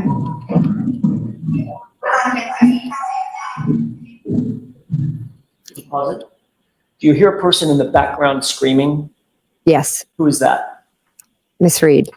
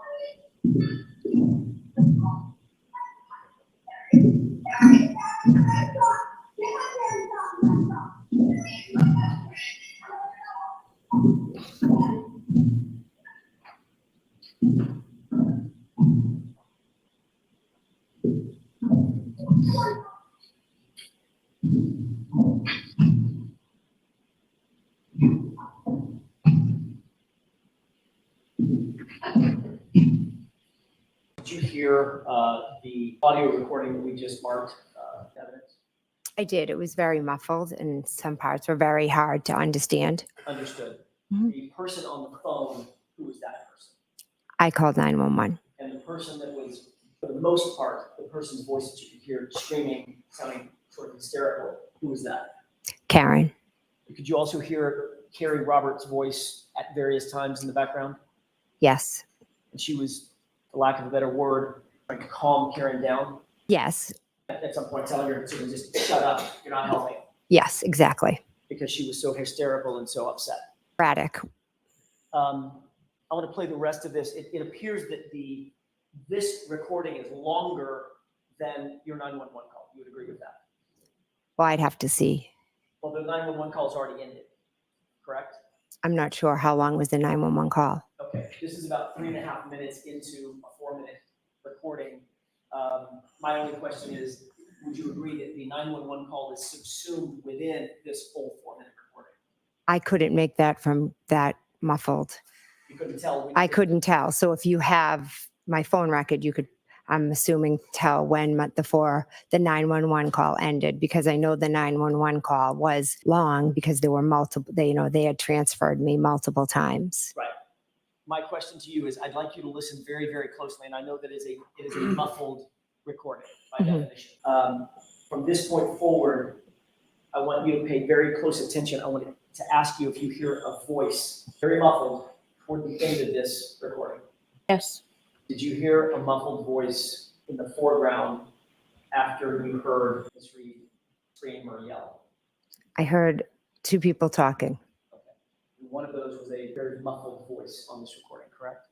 Most of the recording was muffled. The one I'm talking about is, I just played the voice that was muffled in the foreground of the audio recording. Yes, You heard I heard that, yes. Was that you? I don't know if that was me. I was standing at the trunk of the car, outside of the car. Yes, they were kind of running back and forth at times. Yes, But you were the one by the car. back and forth. You called Nicole, your sister. By the way, we finished playing this just for, okay, thank you. Okay, that appears to be the end of the tape. Okay. Okay. You called your sister at 6:07 and 42 seconds, correct? I don't have my phone record in front of me, Does that sound about right? approximately. And you made a second phone call at 6:08 and 17 seconds. Does that sound about right? I did call her twice, yes. And both of those calls show in your extraction that they were answered phone calls, correct? I don't have my extraction in front of me. Well, you've been asked this question a bunch of times, right? You were asked this question at the other proceeding, is that right? Yes, You and were shown, if you have them, I could see them here. you were shown phone records then? Yes, Okay. And at that time, you were confronted with the fact that the phone records show a 7-second call for 6:07, correct? Objection. I'm going to strike the word confronted. Go ahead and ask. I'll pick another Go word. ahead and You ask the were- question. You were shown evidence that the 6:07 call lasted 7 seconds? my sister never answered the phone. Okay. I know you want to answer your own questions. Yeah, I'd like it if you'd answer my question. Were you shown records that showed the call lasted 7 seconds? I cannot recall the exact record I was shown, but I was shown a phone record. Okay. And you were shown that the same phone record showed that the 6:08 call lasted 8 seconds, right? Again, I don't have it in front of me. That's about right. About right, and there were a number of other calls that showed answered that weren't answered. So the two calls at 6:07 and 6:08, at least the records indicate about 15 seconds worth of open line time, talk time. 7 seconds, 8 seconds, right? You have the record in front of you, I don't. I'm just asking if you were confronted, there's that word again, if you were shown records that established that based on your own phone extraction, your phone records, that the 6:07 call, 7-second call, the 6:08 call was an 8-second call, right? I was shown records, but I don't know exactly what they were, how long the call said, because she never answered the phone regardless. You also made another phone call at 6:23, did you not? To Brian Albert? If you could share my phone record, it would be very helpful. I know I called my sister and I called my brother-in-law in the house. I do not know the exact times. That's all. I believe so. That was around 6:23. It was a few minutes after you had called Nicole twice, right? Correct. And that call was not answered. None of them were answered. But the record showed that that call was not answered, as opposed to Nicole's two calls, right? Right. The calls to Nicole were deleted from your phone before you turned that phone into law enforcement, weren't they? Not by me. By somebody else? I never deleted any calls when I willingly handed my phone over. You claim that you didn't delete calls, but you do know that your phone was forensically analyzed and those calls were in the deleted file folder, correct? I have seen that, but there were 20 calls all in a group that were all deleted. So cherry picking a few makes it look a different way, which I would love a copy of if I could see. Just going by your memory, you've seen these records a bunch of times. You've been questioned about these records a bunch of times, right? Yes, So we know that you called at 6:07, 6:08, or thereabouts, and about 6:23. 2 to Nicole, 1 to Brian, correct? correct. And you'll agree with me that notwithstanding those phone calls, by the way, did you leave voicemails? No. When did you hang up? Before it went to voicemail, or was it into voicemail before you hung up? So it was a bit of a hysterical scene that morning, and I was in a state of shock. And I was just calling my sister and my brother-in-law. They did not answer the phone. I cannot tell you when I hung up because it was a hysterical scene. I was in a state of shock. Everyone was running around. And what seems to be forgotten is that my friend was lying there on the ground. I did not leave voicemails for any of those 3 calls, did you? Again, I don't have my phone record in front of me. And that's because Nicole didn't get any voicemails. The calls were answered, right? The calls were not answered. You agree with me that Brian and Nicole Albert, Brian Albert being a police officer, never came out of the house. Correct. Neither did any neighbor. I know you'd like to continue editorializing the fact, probably a time and a place for it. This isn't it. If you can answer my question, I'd ask that you do that. Did Brian Albert come out of the house? No, Did Nicole Albert come out of the house? no. Thank you. How many of the initial police officers from Canton Police Department who responded to the scene were you friends with? I would say I am friendly with Mike Lank. He was 5 years older than me. I knew him growing up. If I saw him around town, I would say, "Hey, how are you?" Pretty much that's the extent. Anybody else other than Mike Lank that you were friends with? Not that I am friends with. I knew of Officer Sean Good, but I wouldn't say I was friends with him. I just knew who he was. And you also knew that Officer Lank was very good friends with the Albert family. Good friends, yes. You knew that Mike Lank and Chris Albert had a long-standing friendship, correct? Correct. You had just indicated you also knew Officer Good, is that right? Didn't know him. I said I knew of him. Okay. With regard to names like Sarah, Laney, not so much. Sarah has a sister that's the same age as my sister, but I had never, to my knowledge, met Sarah. And of all the officers who responded to the scene, the two who actually went inside the Albert home to talk to Brian Albert and others was, in fact, Mike Lank and Officer Good. I don't remember Officer Good in the house. I only remember Officer Lank. The reason you know that, the reason you have a memory of what was happening inside the house is because you were allowed to actually go into that home, correct? Correct. And you went into that home before any of the officers went into the home. Is that right? Correct. You were allowed to have private conversations with Brian Albert? I woke Brian Albert up. Were you allowed to have private conversations with Brian Albert? Yes. And you were allowed to have private conversations with your sister, Nicole? Yes. And that was before the police ever went in to do any formal interviews of you, Brian, or Nicole, correct? Correct. Did you discuss in these private conversations how you three were going to answer any questions for the police when you were asked? No. Did you talk about what you were going to say in any respect? We were in shock. There was Yes or no.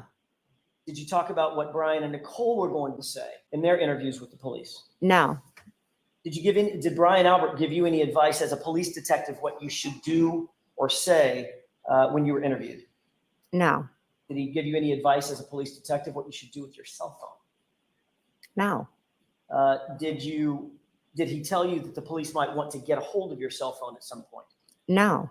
Did you two discuss the calls that you made to Nicole Albert at 6:07 and 6:08 and the call that you made to Brian Albert at 6:23? No. Did you ever discuss the idea of potentially deleting any of those calls that were made in that early morning? Absolutely not. Would you tell us if you did? Yes, because I'm an honest and truthful person. Did you tell him which officers were outside? I don't recall. And then your husband, Matt McCabe, arrived at the scene, correct? Correct. He was allowed to come in the house as well, right? I believe Officer Lank was in the house before Matt came into the house. And a little bit later that morning, Julie Albert came over, correct? Correct. And by the way, Officer Lank, after just a few minutes, then left the house, correct? Correct. Leaving all the witnesses inside together. Correct. And I can't remember if I asked this question or just thought it out loud. Did Julie Albert come over? She did. And then Chris came over. Yes. Even Brian Higgins came over. Correct. These are all friends and family of yours, correct? Brian Higgins, I had only met a handful of times. You consider him a friend.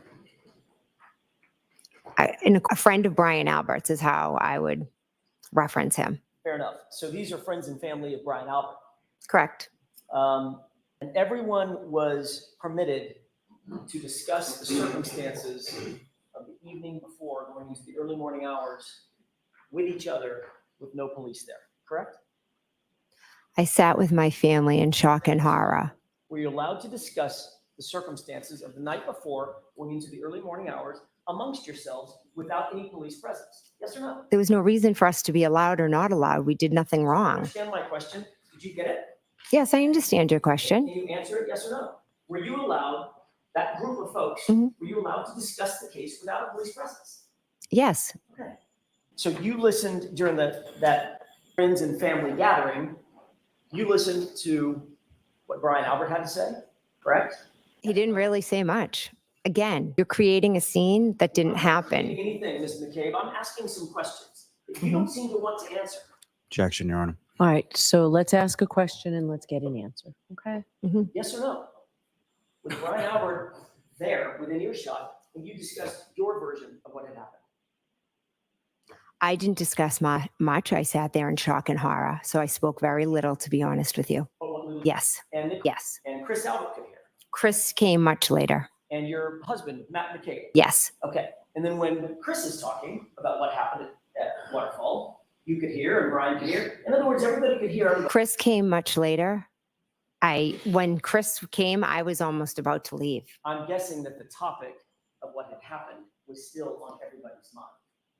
Everybody was trying to figure out what had happened And you're just, with my sister and my brother-in-law and my husband. Correct. before you left, you said you were about to leave. Before you left, another Albert came over to the house, correct? I don't recall seeing him, Kevin Albert, How'd you know I was talking about Kevin Albert? because you said another Albert came over, and I was 6 brothers. told later it was Kevin. I see. So you believe that Kevin was not there when you were still there? I was in a state of shock. He may have I'm walked asking- in. I'm asking, do you remember? I don't remember it. No, he could have been. Absolutely. And you knew he was a Canton police officer. Yes. You had already gotten a call from Michael Proctor, hadn't you? Yes. He told you he wanted to speak with you. Correct. So you knew at that point that the Massachusetts State Police troopers had taken over the investigation of the case, correct? Correct. Did Michael Proctor tell you that the Canton Police Department had been recused from the case? Objection. Sustained. Let me ask it a different way. Did you have knowledge in any way at that point that Canton Police Department was not supposed to be involved in the case? Objection. Sustained. Speaking of Trooper Proctor, when you first interviewed with him, that was January 29th, 2022. We've already discussed that a little bit today, correct? Correct. And he was taking notes while you were interviewing with him. Is that right? I believe so. You mentioned on Friday your observations of the taillight that day. Is that right? Correct. You told Mr. Lally that you indicated that the taillight looked, when you saw it, just like the photograph that he showed you, correct? I told him it was hard to make out and with the snow on it, but it looked in the picture that he showed. He showed you a second photo, a close-up, Mhm. basically, of the TV and Sally Pond. Mhm. Is that right? Yes. And you said, yeah, that's the condition of the taillight, correct? Yes. You also told Trooper Proctor about your observations of the taillight on that same day, the 29th, right? Correct. That's literally the same day that you saw the taillight, correct? Correct. Just a few hours later, is that right? Correct. And what you told Trooper Proctor that day was that you, quote, saw a crack in it, end quote. I told him that the taillight was cracked. In fact, the words that you used were that you saw, and I'm not fighting you on those words. You saw that it was cracked. You actually said, I saw a crack in it, correct? That's what he said. I said, I'm telling you, I said the taillight was cracked. So this is another example of him screwing up your words. You'd have to ask Trooper Proctor. So I'm asking you, did you say, I saw a crack in it? I said the taillight was cracked. So you didn't say, I saw a crack in it, right? I said the taillight was cracked. The photograph that you were shown, with the court's permission, Exhibit 92, I believe, from Friday. Okay. May I, Your Honor? Yes. See that photograph? You were shown this photograph on Friday. Does that look like it has a crack in it? It's cracked. Yes. It's actually completely missing. isn't it? Yeah.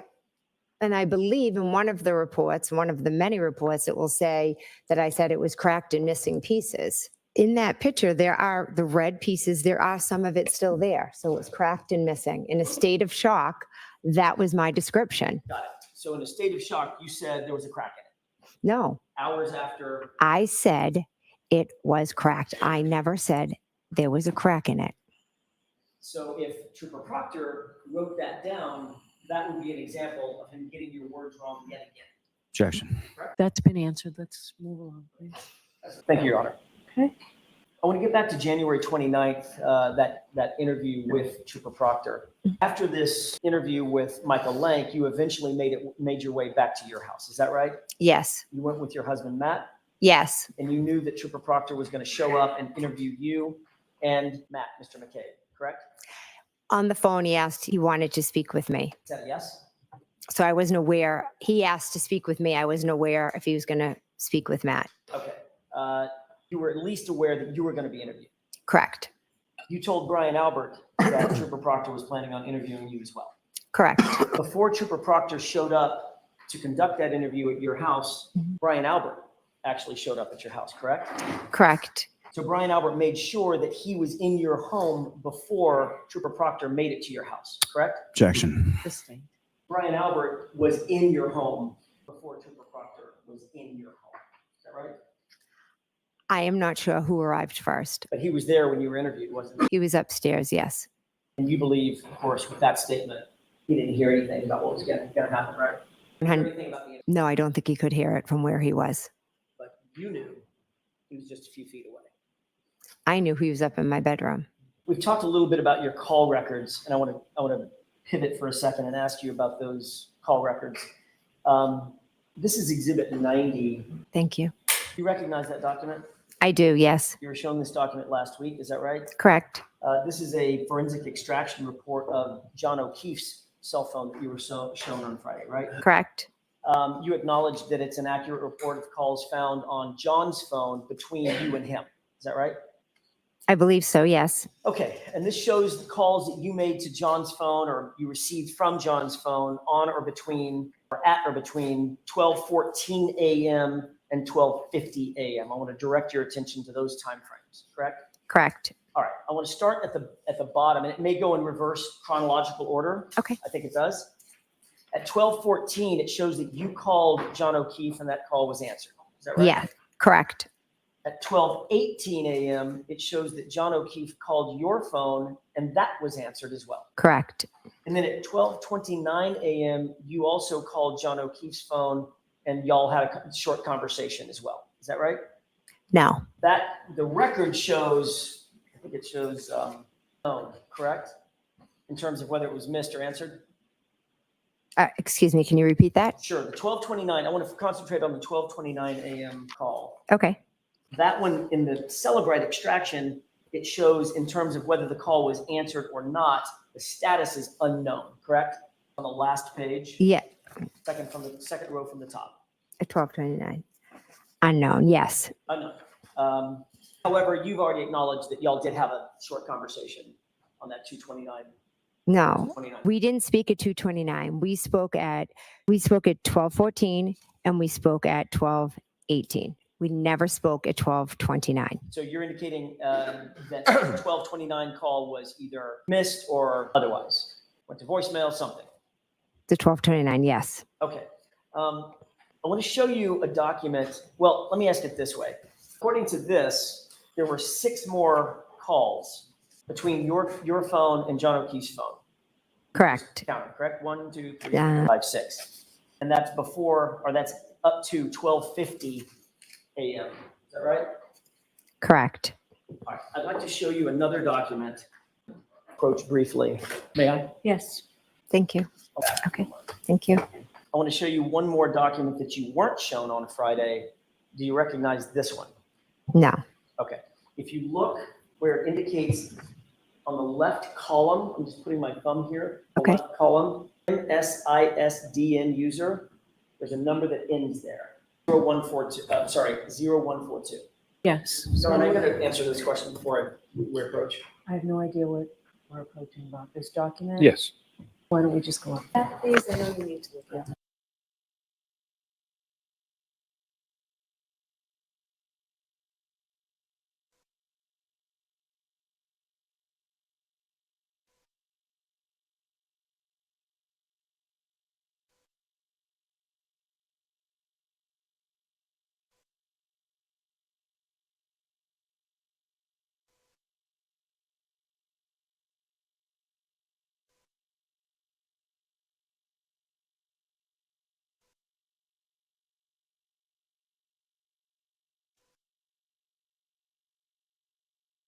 Your Honor, just for ease of maintenance, may I approach and handle Yes. this an unredacted version? Yes. Thank you. You're welcome. If you look on the left column, Ms. McCabe, Yes. you'll see something that says Apple ID. Yes. Look to the right of it. Do you recognize that unredacted portion? I don't want you to read it out or anything. You recognize that? Yes. Whose Apple ID is that? That's mine. Okay, if you look 6 lines below that, There's a full phone number. Again, don't read the phone number out. Just tell me if you recognize it. I do. Whose is that? That's mine. Okay. May I approach, Your Honor? Yes. I'll take the unredacted copy back. Okay. So we don't get it mixed up. Does this appear to be Celebrite extraction of your phone records, your Apple ID? Yes. Okay.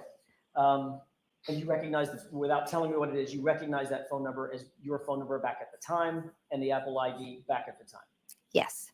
associated with the phone that you then turned in to law enforcement, correct? Correct. You've just looked at the extraction report for John O'Keefe's phone, and you saw those calls between your phone and John O'Keefe's phone after going from 12:14, after that, all the way up to 12:50, correct? Correct. Take a look at the last couple of pages, page 3 and 4 of your own cell phone extraction report, and tell me if you see a single call listed between you and John O'Keefe for January 29th between 12:14 and 12:50.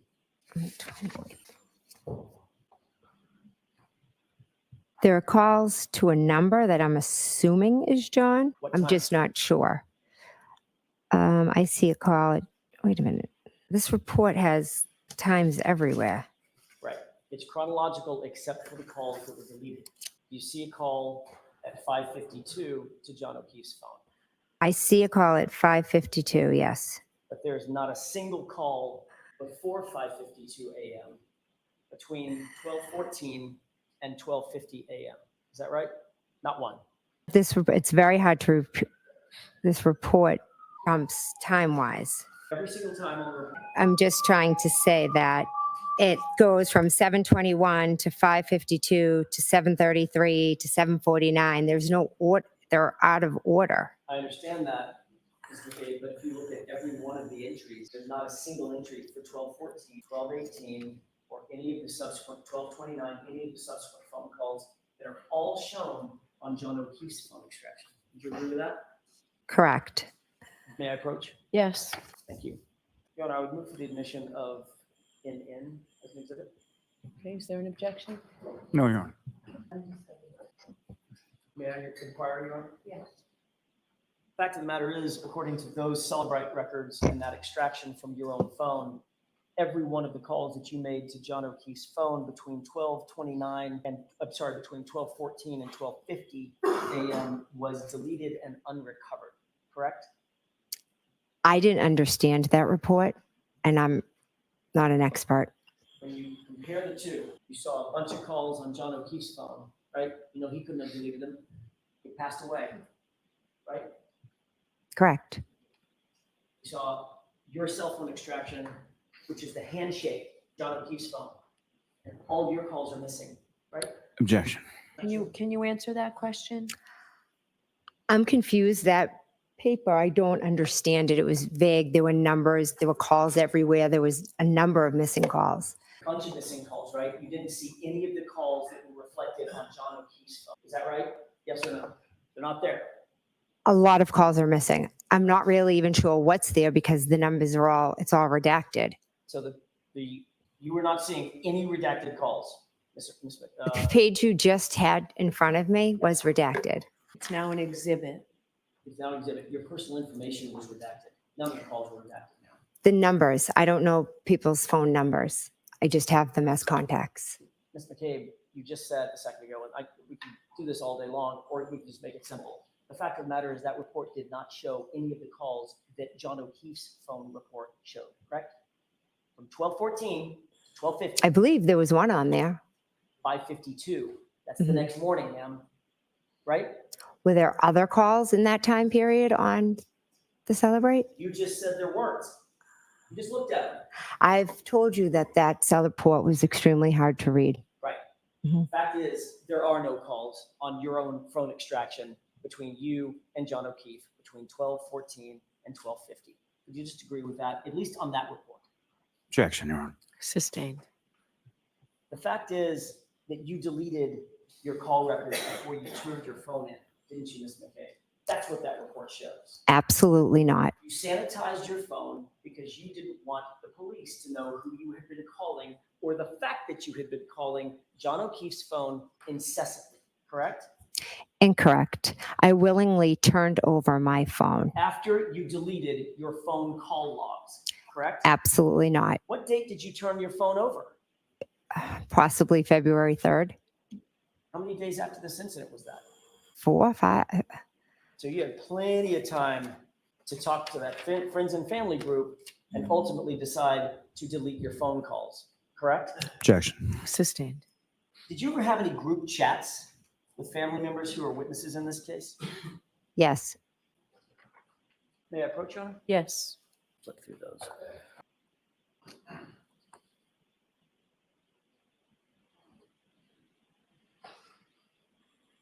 While Mr. Lally is looking through that packet, can I just ask to make sure the record is clear? Did you delete any of your calls before you turned your phone into law enforcement? I spoke with the 2 officers that I handed my phone over to, and I asked if I could delete the personal conversations with my daughters. And they said absolutely yes, that I could. So other than calls with your daughters that you deleted, did you delete any other calls on your phone at all? There were Mr. McCabe? text messages. It was actually text messages with my daughters that I deleted, and that was all I deleted. Did you delete any phone calls? I do not recall deleting any phone calls at all. I would have no reason to delete anything. So that's very different than I didn't delete any phone calls. I do not remember deleting phone calls, means you might have.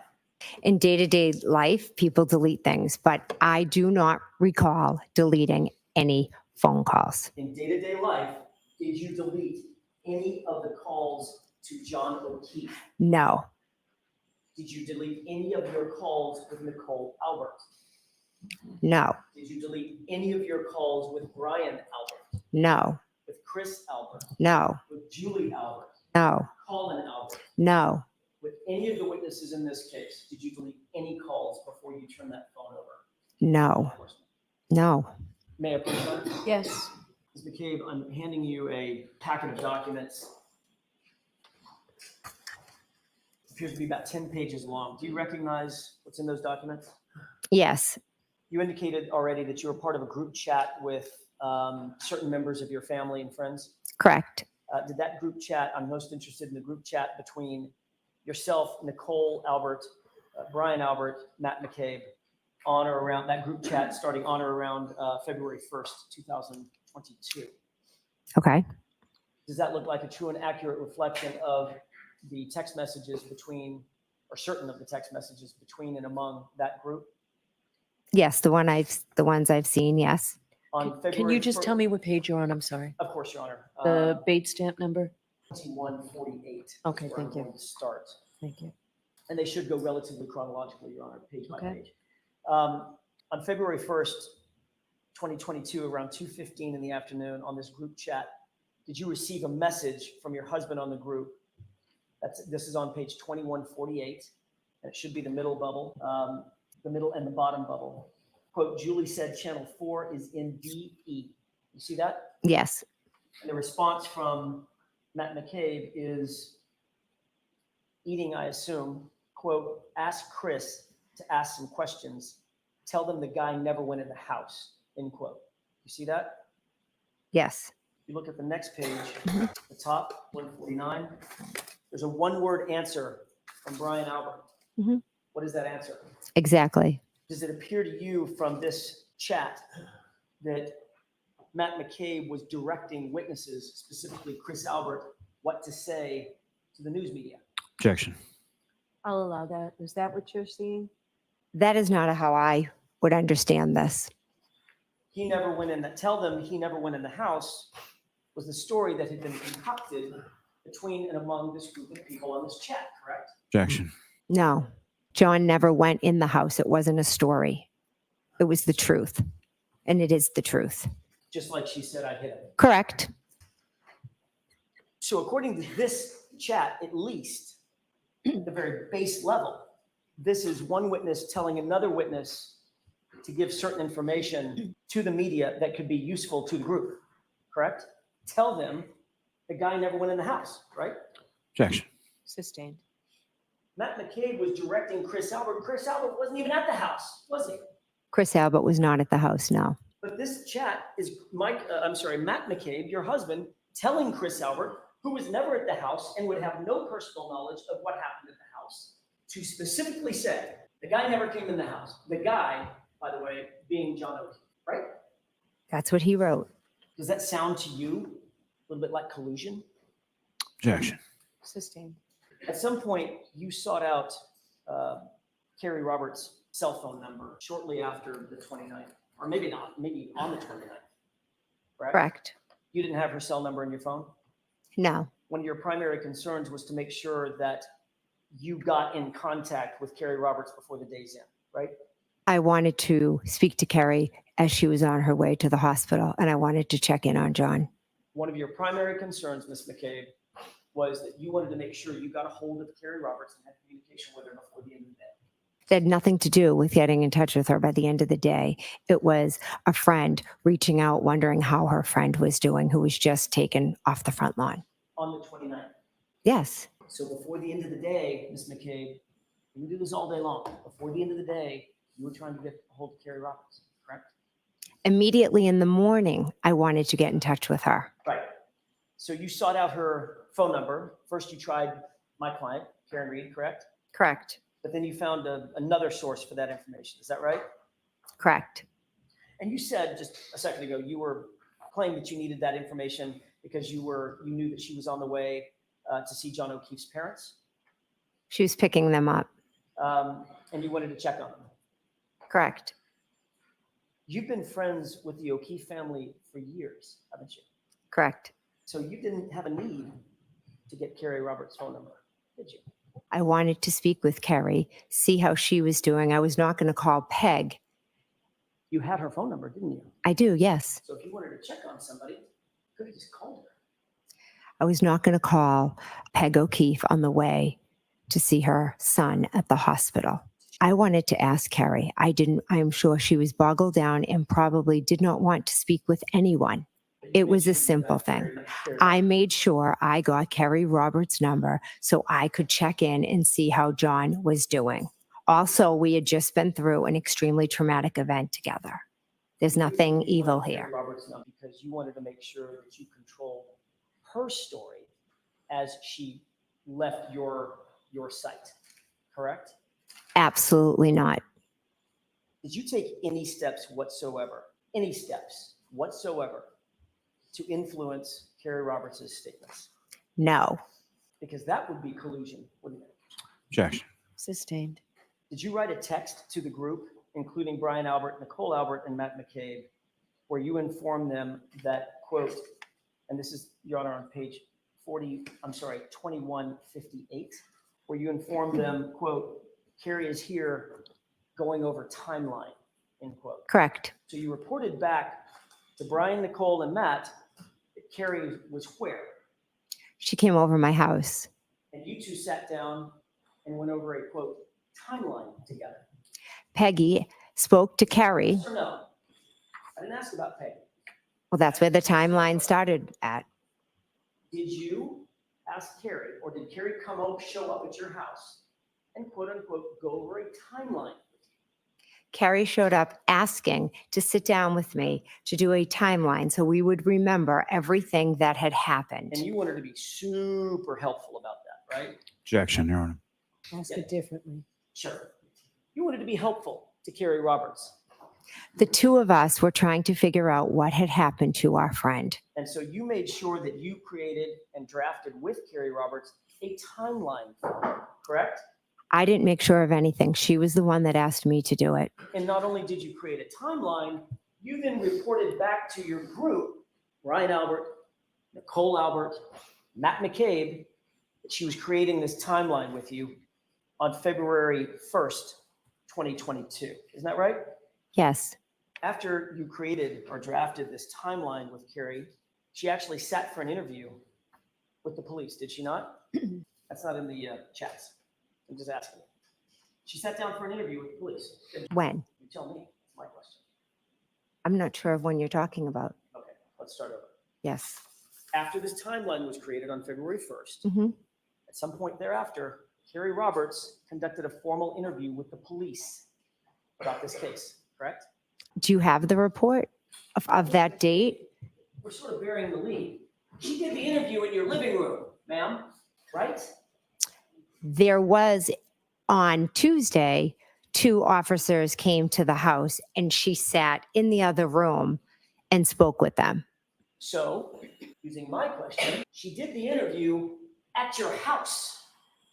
Oh, Correct? they came to my house to interview me and she happened to be there. So they asked if they could speak with her also. Okay. Did she or did she not do an interview at your house? Did, yes. That wasn't that hard. You were present for that interview, weren't you? I was eating dinner. You were present for the interview, Ms. McCabe, I was in the house, yes. and you listened to that interview, didn't you? No, I did not. You made sure you gave Carrie Roberts everything she needed for that interview, correct? Quote, everything she might need for that interview, didn't you? And where is this that you're quoting I'm from? asking you. Oh, I'm sorry. When you quoted, I thought it was in here. I apologize. We'll get to it in a second. Did you tell her everything that you wanted her to say? No, I did not. Did you in any way attempt to influence her testimony before she gave that interview in your living room? Absolutely not. Carrie is her own person. But then you did report her progress to the Albert and McCabe group in that group chat, didn't you? Can you show me where, please? Sure. Isn't it true that in a group text with Brian Albert, Nicole Albert, Matt McCabe, you wrote, and this is on page 2159, quote, and we handed and handed phone to Carrie. Remember that? I see that, yes. And the very next text is from you telling the group she's telling him everything in all caps, 2 exclamation points. Yes. And then you went on to say at 2:55 p.m., at basically the same moment, quote, all the stuff, end quote, correct? Correct. So when you said a couple of minutes ago that you weren't listening to what she was saying, that was a lie, wasn't it? We're talking about 2 different interviews. I'm talking about when the officers came to my house and spoke to her there.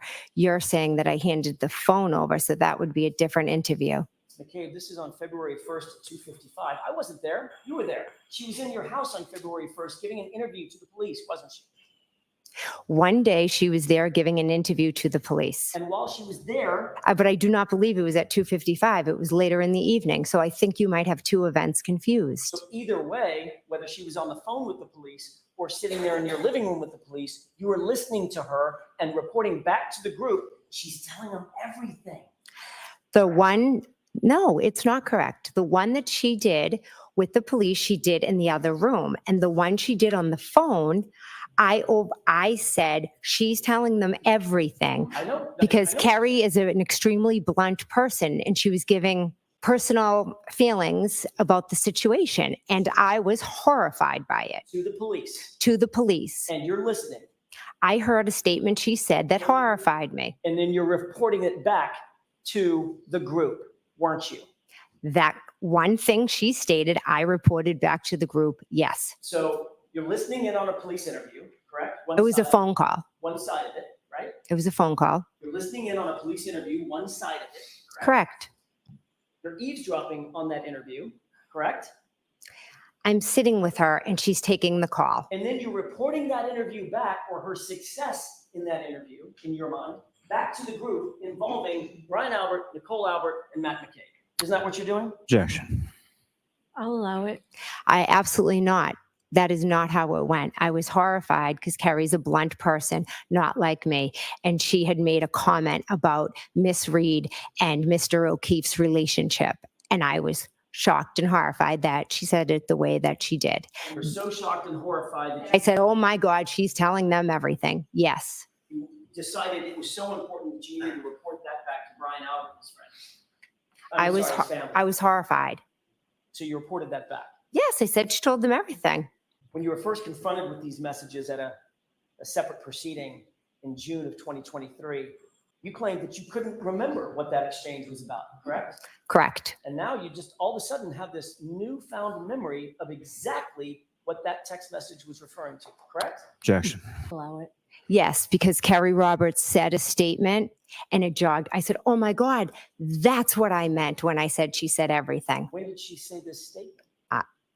Probably in the fall. She has made this statement a few times in reference to Karen. You and Carrie Roberts are still coordinating your statements together. Oh, no, we're not. It's just an opinion she has of Miss Read. And all of a sudden that became your, quote, everything, all this stuff. It didn't just become it. I forgot that I had written it. And one day Kerry made the statement. And I'm sure it happens to everyone. You forget something and then you're like, oh my God, that's what it was. I'm not sure if that happens to everyone. Objection. Sustained. Let me ask you a different question. When you were asked under oath Mhm.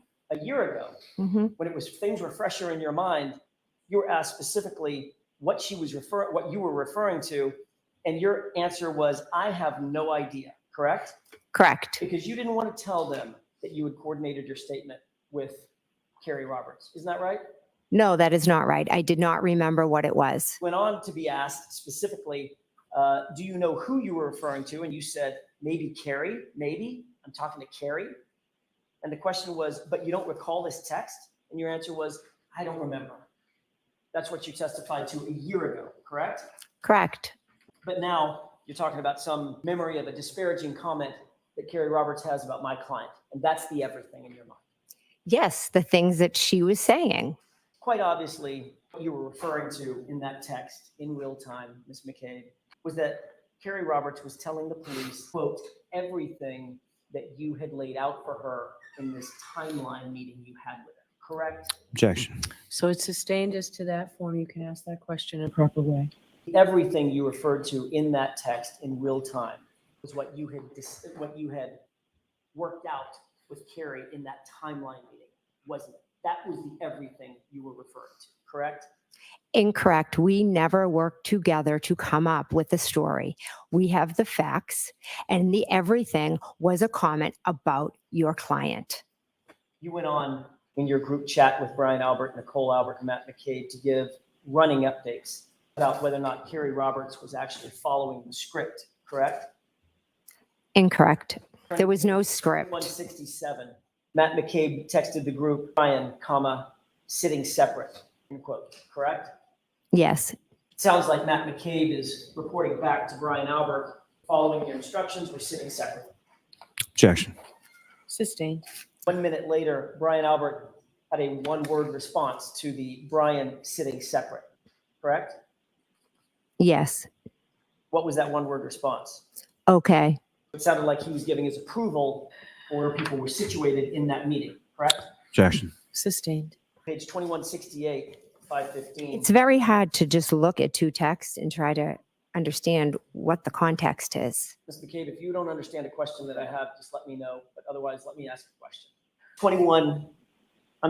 On page 2168, at 515, you wrote the group, quote, you listening, correct? Yes. And at the same time, 515, you then wrote, cops here again, end quote, correct? Correct. That was in reference to the police coming over to your house to further interview Carrie Roberts, wasn't it? That was when they came to talk to me. And Carrie Roberts was there, Was correct? at my house, correct? And a few minutes later at 5:23, Nicole Albert texts, call us after, correct? Correct. And a few minutes after that, Matt McCabe texts, quote, this girl could write a book, ... nonstop, correct? Correct. So obviously Matt McCabe, along with you, was listening to Carrie Roberts give her interview. We were sitting in the kitchen eating dinner with our children, and Carrie Roberts was in a different room, but she was going on and on and on How do you as know? she does How do you know? because they were in the other room. And you could listen. I could hear voices. You could hear her interview with the police. Did not hear her interview. I could hear them talking, but I was sitting at a table with my children eating dinner, getting ready to go to a basketball game. You then responded to Matt McCabe, I love it. Yes.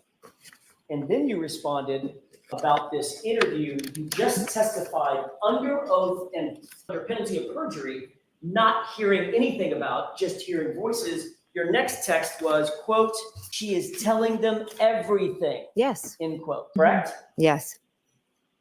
So what you said just a few minutes ago about not knowing what she was saying, I could just hear voices, that was a lie. It was. Okay. Objection. Sustained. And a couple of seconds later, Nicole Albert responds, one word. What was her response? Good. So in order, those texts say, you listening? You say, you listening? Objection, Your Honor. The objection sustained. At the end of the day, you were eavesdropping on an interview that Kerry Roberts was having with law enforcement in their official capacity, weren't you? No, I was sitting eating dinner, and some of the things, obviously, I overheard, but I was not Some of the even. things you overheard. I'm saying there's a possibility if I'm sitting in this room eating dinner and someone's in another room talking, you can hear bits and pieces. Was I eavesdropping? No. Is there some big cover-up story? No. Well, why does McCabe, does your testimony keep evolving? A second ago, you said, you told this jury, you said, I couldn't hear a thing. All I could hear was voices, like muffled voices from the other room. She was going on and on about something.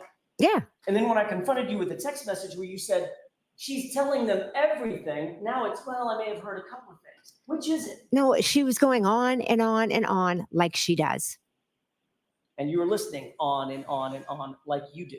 I was probably hearing bits and pieces. Why was it so important to report back to the group that you were happy that Kerry Roberts was saying, quote, everything? Objection. I'll allow it. We had both lost our friend. Kerry Roberts was in shock, as was I in shock. The two of us had all this information that just kept coming back to us and back to us. And it's terrifying when you go through an experience and you're in shock. And Kerry was remembering things. I was remembering things.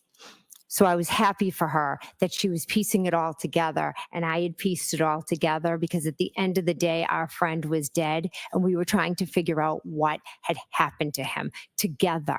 There was no direction. We were all trying to figure out what had happened because that's what you do when you lose somebody you love. Were you happy for her, or were you happy for you and Brian and Matt and Nicole? For me and for her, because we were going through this together. There was no conversation. You got the story out that you're trying to get out from Kerry Roberts. right? Objection. I'll allow that. There is no story. There's facts and truth on this side. There's no story. The story that you've created is not the truth. Did I create, I hit him, or did you? That's fact. The fact that conveniently you didn't mention in your report to Lank, grand jury, right? That kind of fact. Objection. Is that right? That is the fact I mentioned. So in some reports, it's there. The fact is you wanted to keep very close tabs on Kerry Roberts, didn't you? No. January 29th, you look on page 2223, that you text the group, quote, Kerry talked to cops and kept it simple, end quote. Yes. Okay, becoming a habit for you to keep tabs on Kerry Roberts, isn't it? in these Objection. texts? Sustained. You'll agree that over and over and over and over again, you're reporting to this tight group, Nicole, Brian Albert, your husband, how Kerry's doing in her stories to the police, aren't you? Over and over and over. I am telling them what is going on. I wouldn't say it. Well, let's count them. Was there 4 of them? You're saying over and over and over and over. It's a bit extreme. I see. So you take issue with the way that I phrase over and over and over. Well, it's misleading, I believe. I see. Okay. Well, let me see if I can try this in a non-misleading way, Mr. Kane. Okay. So at least one of us, I'll withdraw. You consistently reported back to the group how Kerry Roberts was doing with the police, didn't you? I would update them after Kerry saw and spoke to the police. Again, we were all trying to figure out what had happened to John. There's yet another text from Brian's wife, Nicole, on January 29th, and this is on page 2226. She says, quote, we'll get more info tomorrow. Don't want to text about it, end quote. And then you texted, right, correct? Correct. What's that about? Objection. I'll allow it. We decided that we would talk on the phone. My children look on my phone. Her children look on her phone. We were working with the police. I was sharing information and everything that had happened. We didn't want it to leave our little circle because we were trying to figure out what happened, and we're not going to go running around letting people see, oh my gosh, they think this might have happened or that might have happened. It was nothing more than let's not text about it. Correct. I didn't want it all out there what we had thought had happened. I was going to let the police do their job. So by definition, the info that Nicole Albert was talking about, that needed to be kept very tight, very secret, correct? We needed the police to do their job. So we weren't going. Texts, and Nicole wanted her texts, and the group wanted their texts to be kept secret and private. Isn't that right? Not secret and private. We just weren't going to communicate certain things over text. Did anybody give you any private information the next day on January 30th? Didn't even give me private information. So let me put it in context. That text from Nicole Albert, we'll get more info tomorrow. I don't want to text about it. That was on the 29th, right? Okay. You saw it. Did you get additional info on the 30th, the next day? I have no idea. Did anything significant happen on January 30th in connection with this case? Any meetings, any get-togethers, anything that you can think of? I went to the O'Keefe's house. Other than that, anything else? On the way home, Kerry Roberts' daughter is good friends with Michael Lank. So we dropped her off at Michael Lank's house, and Mike's wife came out of the house. Him and Kerry are friends, and she, jumped in the car and was consoling Kerry and asks how the O'Keefes were doing. And, we talked to her. So you pulled up to Michael Lank's house on the 30th. That's never been reported, has it? I guess I never thought much of it. First responding officers on the case, working for Canton PD, which is conflicted off the case, you had a meeting with, it was on. I didn't meet with Michael Lank. I see. So you pulled up in the car. Tell me about that again. You pulled up in the car and what happened? And her daughter went into the house. Okay. And then you just drove away? No, Michael's wife came out of the house. Okay. And y'all had a conversation about what?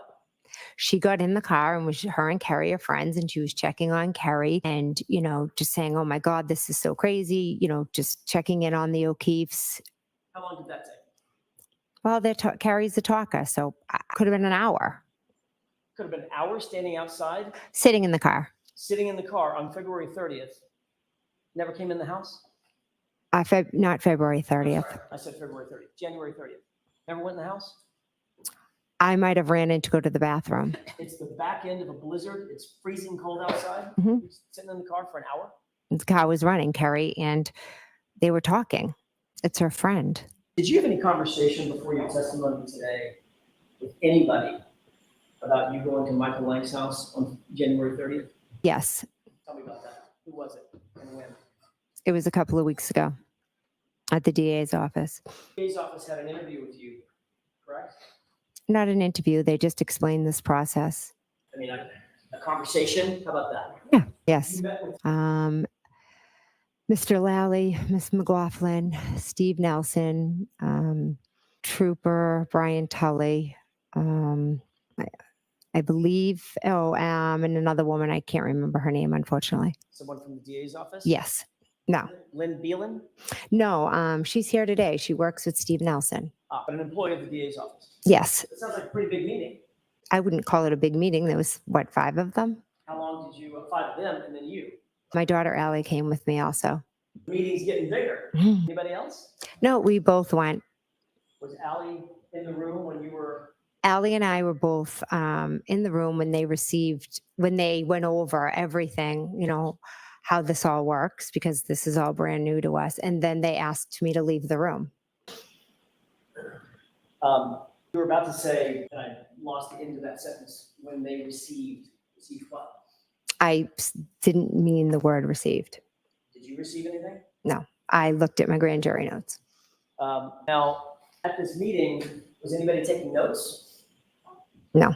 Bunch of lawyers and DAs, and nobody has a notepad in front of them? I believe Mr. Lally had a number of folders on the table.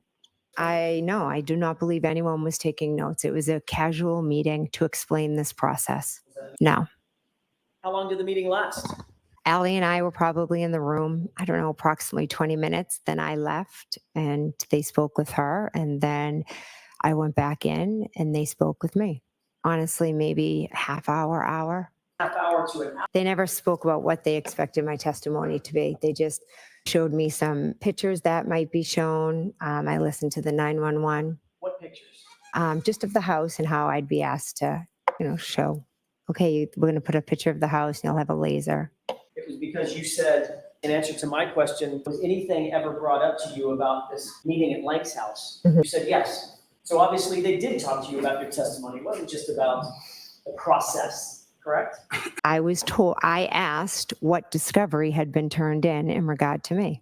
So you wanted to prepare to make sure that you knew what you might be asked on cross-examination, correct? I wanted to know what was coming. Yes. And you knew that one of the things was coming after this meet. Well, let me ask it a different way. During this meeting, did Mr. Lally tell you one of the things that's going to be coming is you had an off-the-books meeting at Lank's house for 45 minutes? Did he tell you that? No, that's not how I was told. Did he tell you that the defense had uncovered a report that established that you were actually at Michael Lank's house for 45 minutes that had never been reported to the defense or the prosecution before the phone extraction had been done? Did he tell you that? I was asked, oh, were you at Michael Lank's on the 30th? So you've had a lot of time to come up with a story about why you were at Michael Lank's, correct? Objection. I'll allow it. I didn't need time to make up a story because I have the truth of why we went. And the truth, according to you, is you pulled up at Michael Lank's house. The first responding officer and friends of the Alberts had a meeting with him the next day that was never reported to anybody for any purpose. You just met with his wife in the car while the car was running for 45 minutes to an hour. That's your story. It's not a story. It's the truth. Carrie dropped her daughter off. The wife came out. Carrie is a talker.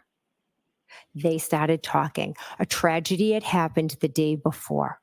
It is interesting, would you not agree, that the day before you had this off-the-books meeting at Michael Lank's house, Nicole Albert says, we'll get more info tomorrow, meaning the very day you show up at Lank's house. Again, I never spoke with Mike Lank at his house. It was not an off-the-books meeting. It was Carrie dropping her daughter at one of her good friend's house, whose husband happens to be a Canton cop.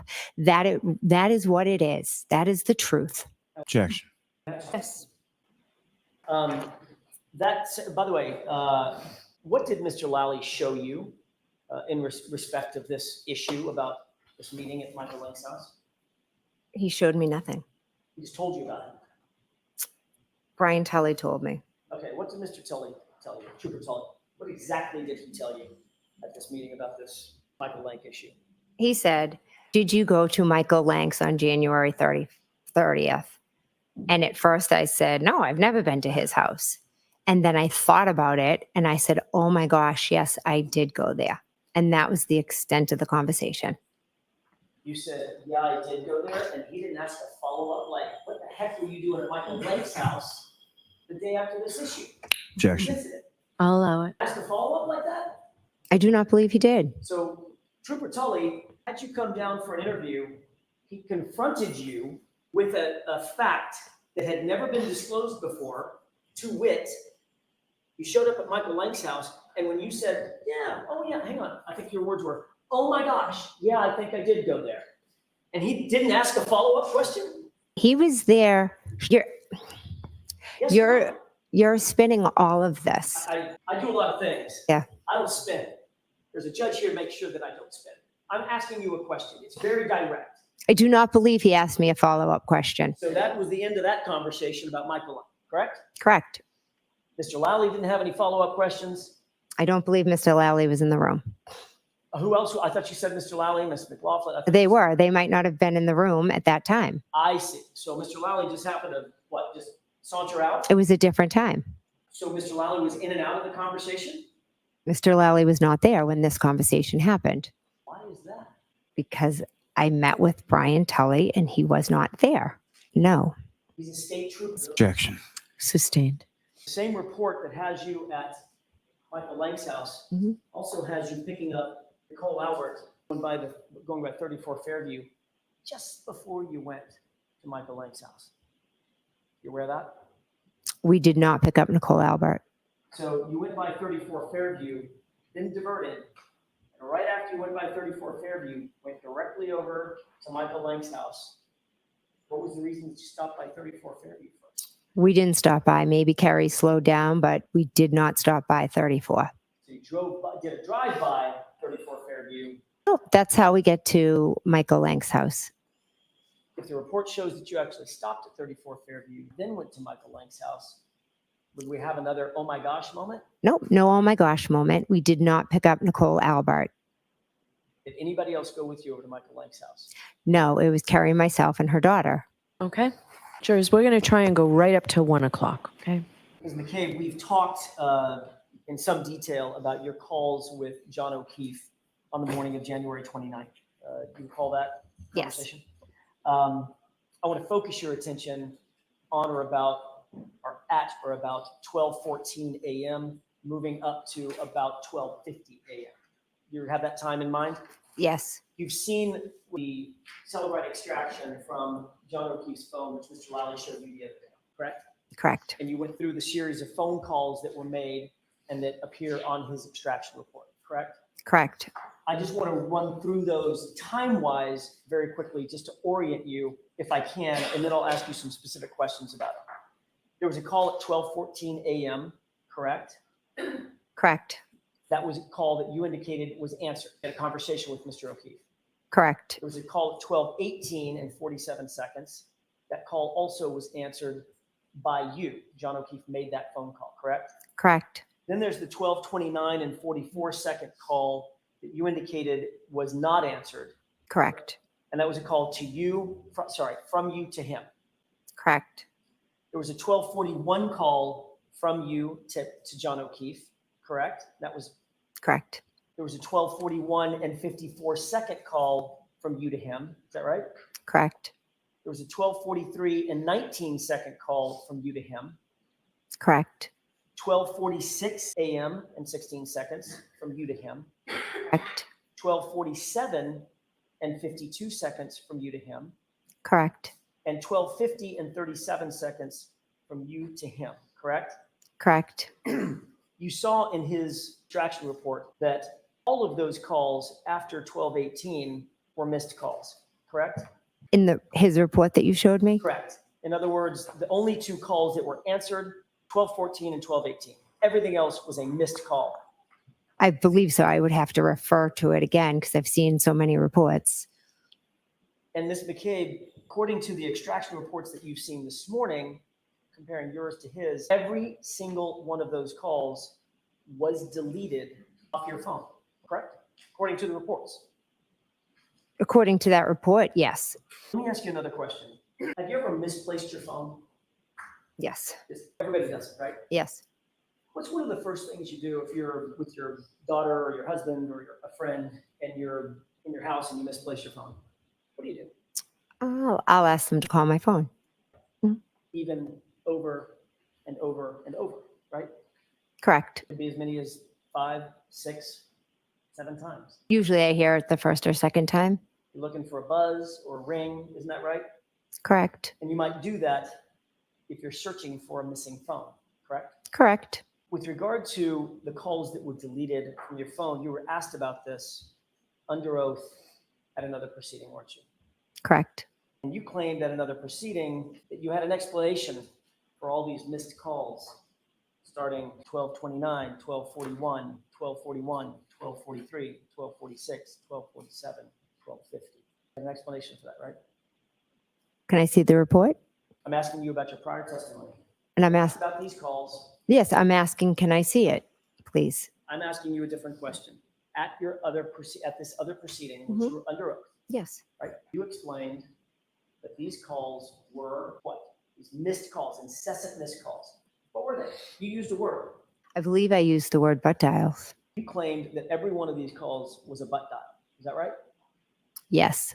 So according to you, you literally butt dialed John O'Keefe's phone 6 times in the span of 19 minutes. Is that right? I don't remember making any of those calls. So my assumption is I put my phone in my back pocket and that was it. When you dial someone by mistake, hit a button, set your phone down, the phone has to be open. You'll agree with that, right? Correct? Can't be like, take several iterations of movement to get a phone open, Face ID or password, right? Correct. So when you hit the button by mistake, walk away, that's a butt dial. You can call butt dials. What happens with the call? I assume it goes to voicemail. Good assumption, because that's exactly what it does, isn't it? You've had a phone for a lot of years, right? Yes, It rings and rings and rings until it goes to voicemail. correct. So in order to hang up that butt dial, you have to interact with that phone yet again, don't you? Yes. So if you had 6 butt dials, 7 butt dials, you'd not only have to interact with the phone once to butt dial John, you then have to interact with it every single time to turn off that phone ringer so it doesn't go to voicemail, I suppose. which makes 14 interfaces with that phone over the course of 19 minutes. Is that right? I mean, I guess I don't have it all right in front of me, but there were also text messages I was sending. So again, maybe I said, oh, shoot, I called them and then I turned it off. But your claim is you don't remember those incessant butt dials and those incessant hangups at all, correct? I honestly don't. So you would have had to forget that you interacted with, by the way, you'll agree that the phone extraction shows that John O'Keefe got no voicemails. I didn't look, but So that means you would have had to interact with that phone 14 times over the course of 19 minutes at the exact time frame the Commonwealth suggests John O'Keefe lost his life. Objection. Sustained. You can ask that differently, and this will be your last question for today, please. Yes, Your Honor. The period between 1229 and 1250, which is the exact period that you were, quote, butt dialing John multiple times. That's also the exact period John O'Keefe was rendered incapacitated. Isn't that right? Objection. That's sustained. We'll start up again tomorrow, okay? All right, folks, so I'm going to, want to stay there and walk out. All right, so jurors, please do not discuss this case with anyone. Don't do any investigation into the case. If you happen to see, hear, or read anything about the case, please disregard it. Now, tomorrow forecast is going to be very hot. You'll see this courtroom fluctuates. It could be really cold in here, could be really hot in here. So maybe bring us. See you tomorrow. Thank you. Mr. Lally, who else might you have tomorrow? So Ms. Roberts would be next, Laura Sullivan, Marietta Sullivan, and then I think it would be Mr. Higgins after that. Okay. All right. It's not likely we'll get through all of those, correct? Probably not. Okay. All right. Thank you very much. We'll see you tomorrow.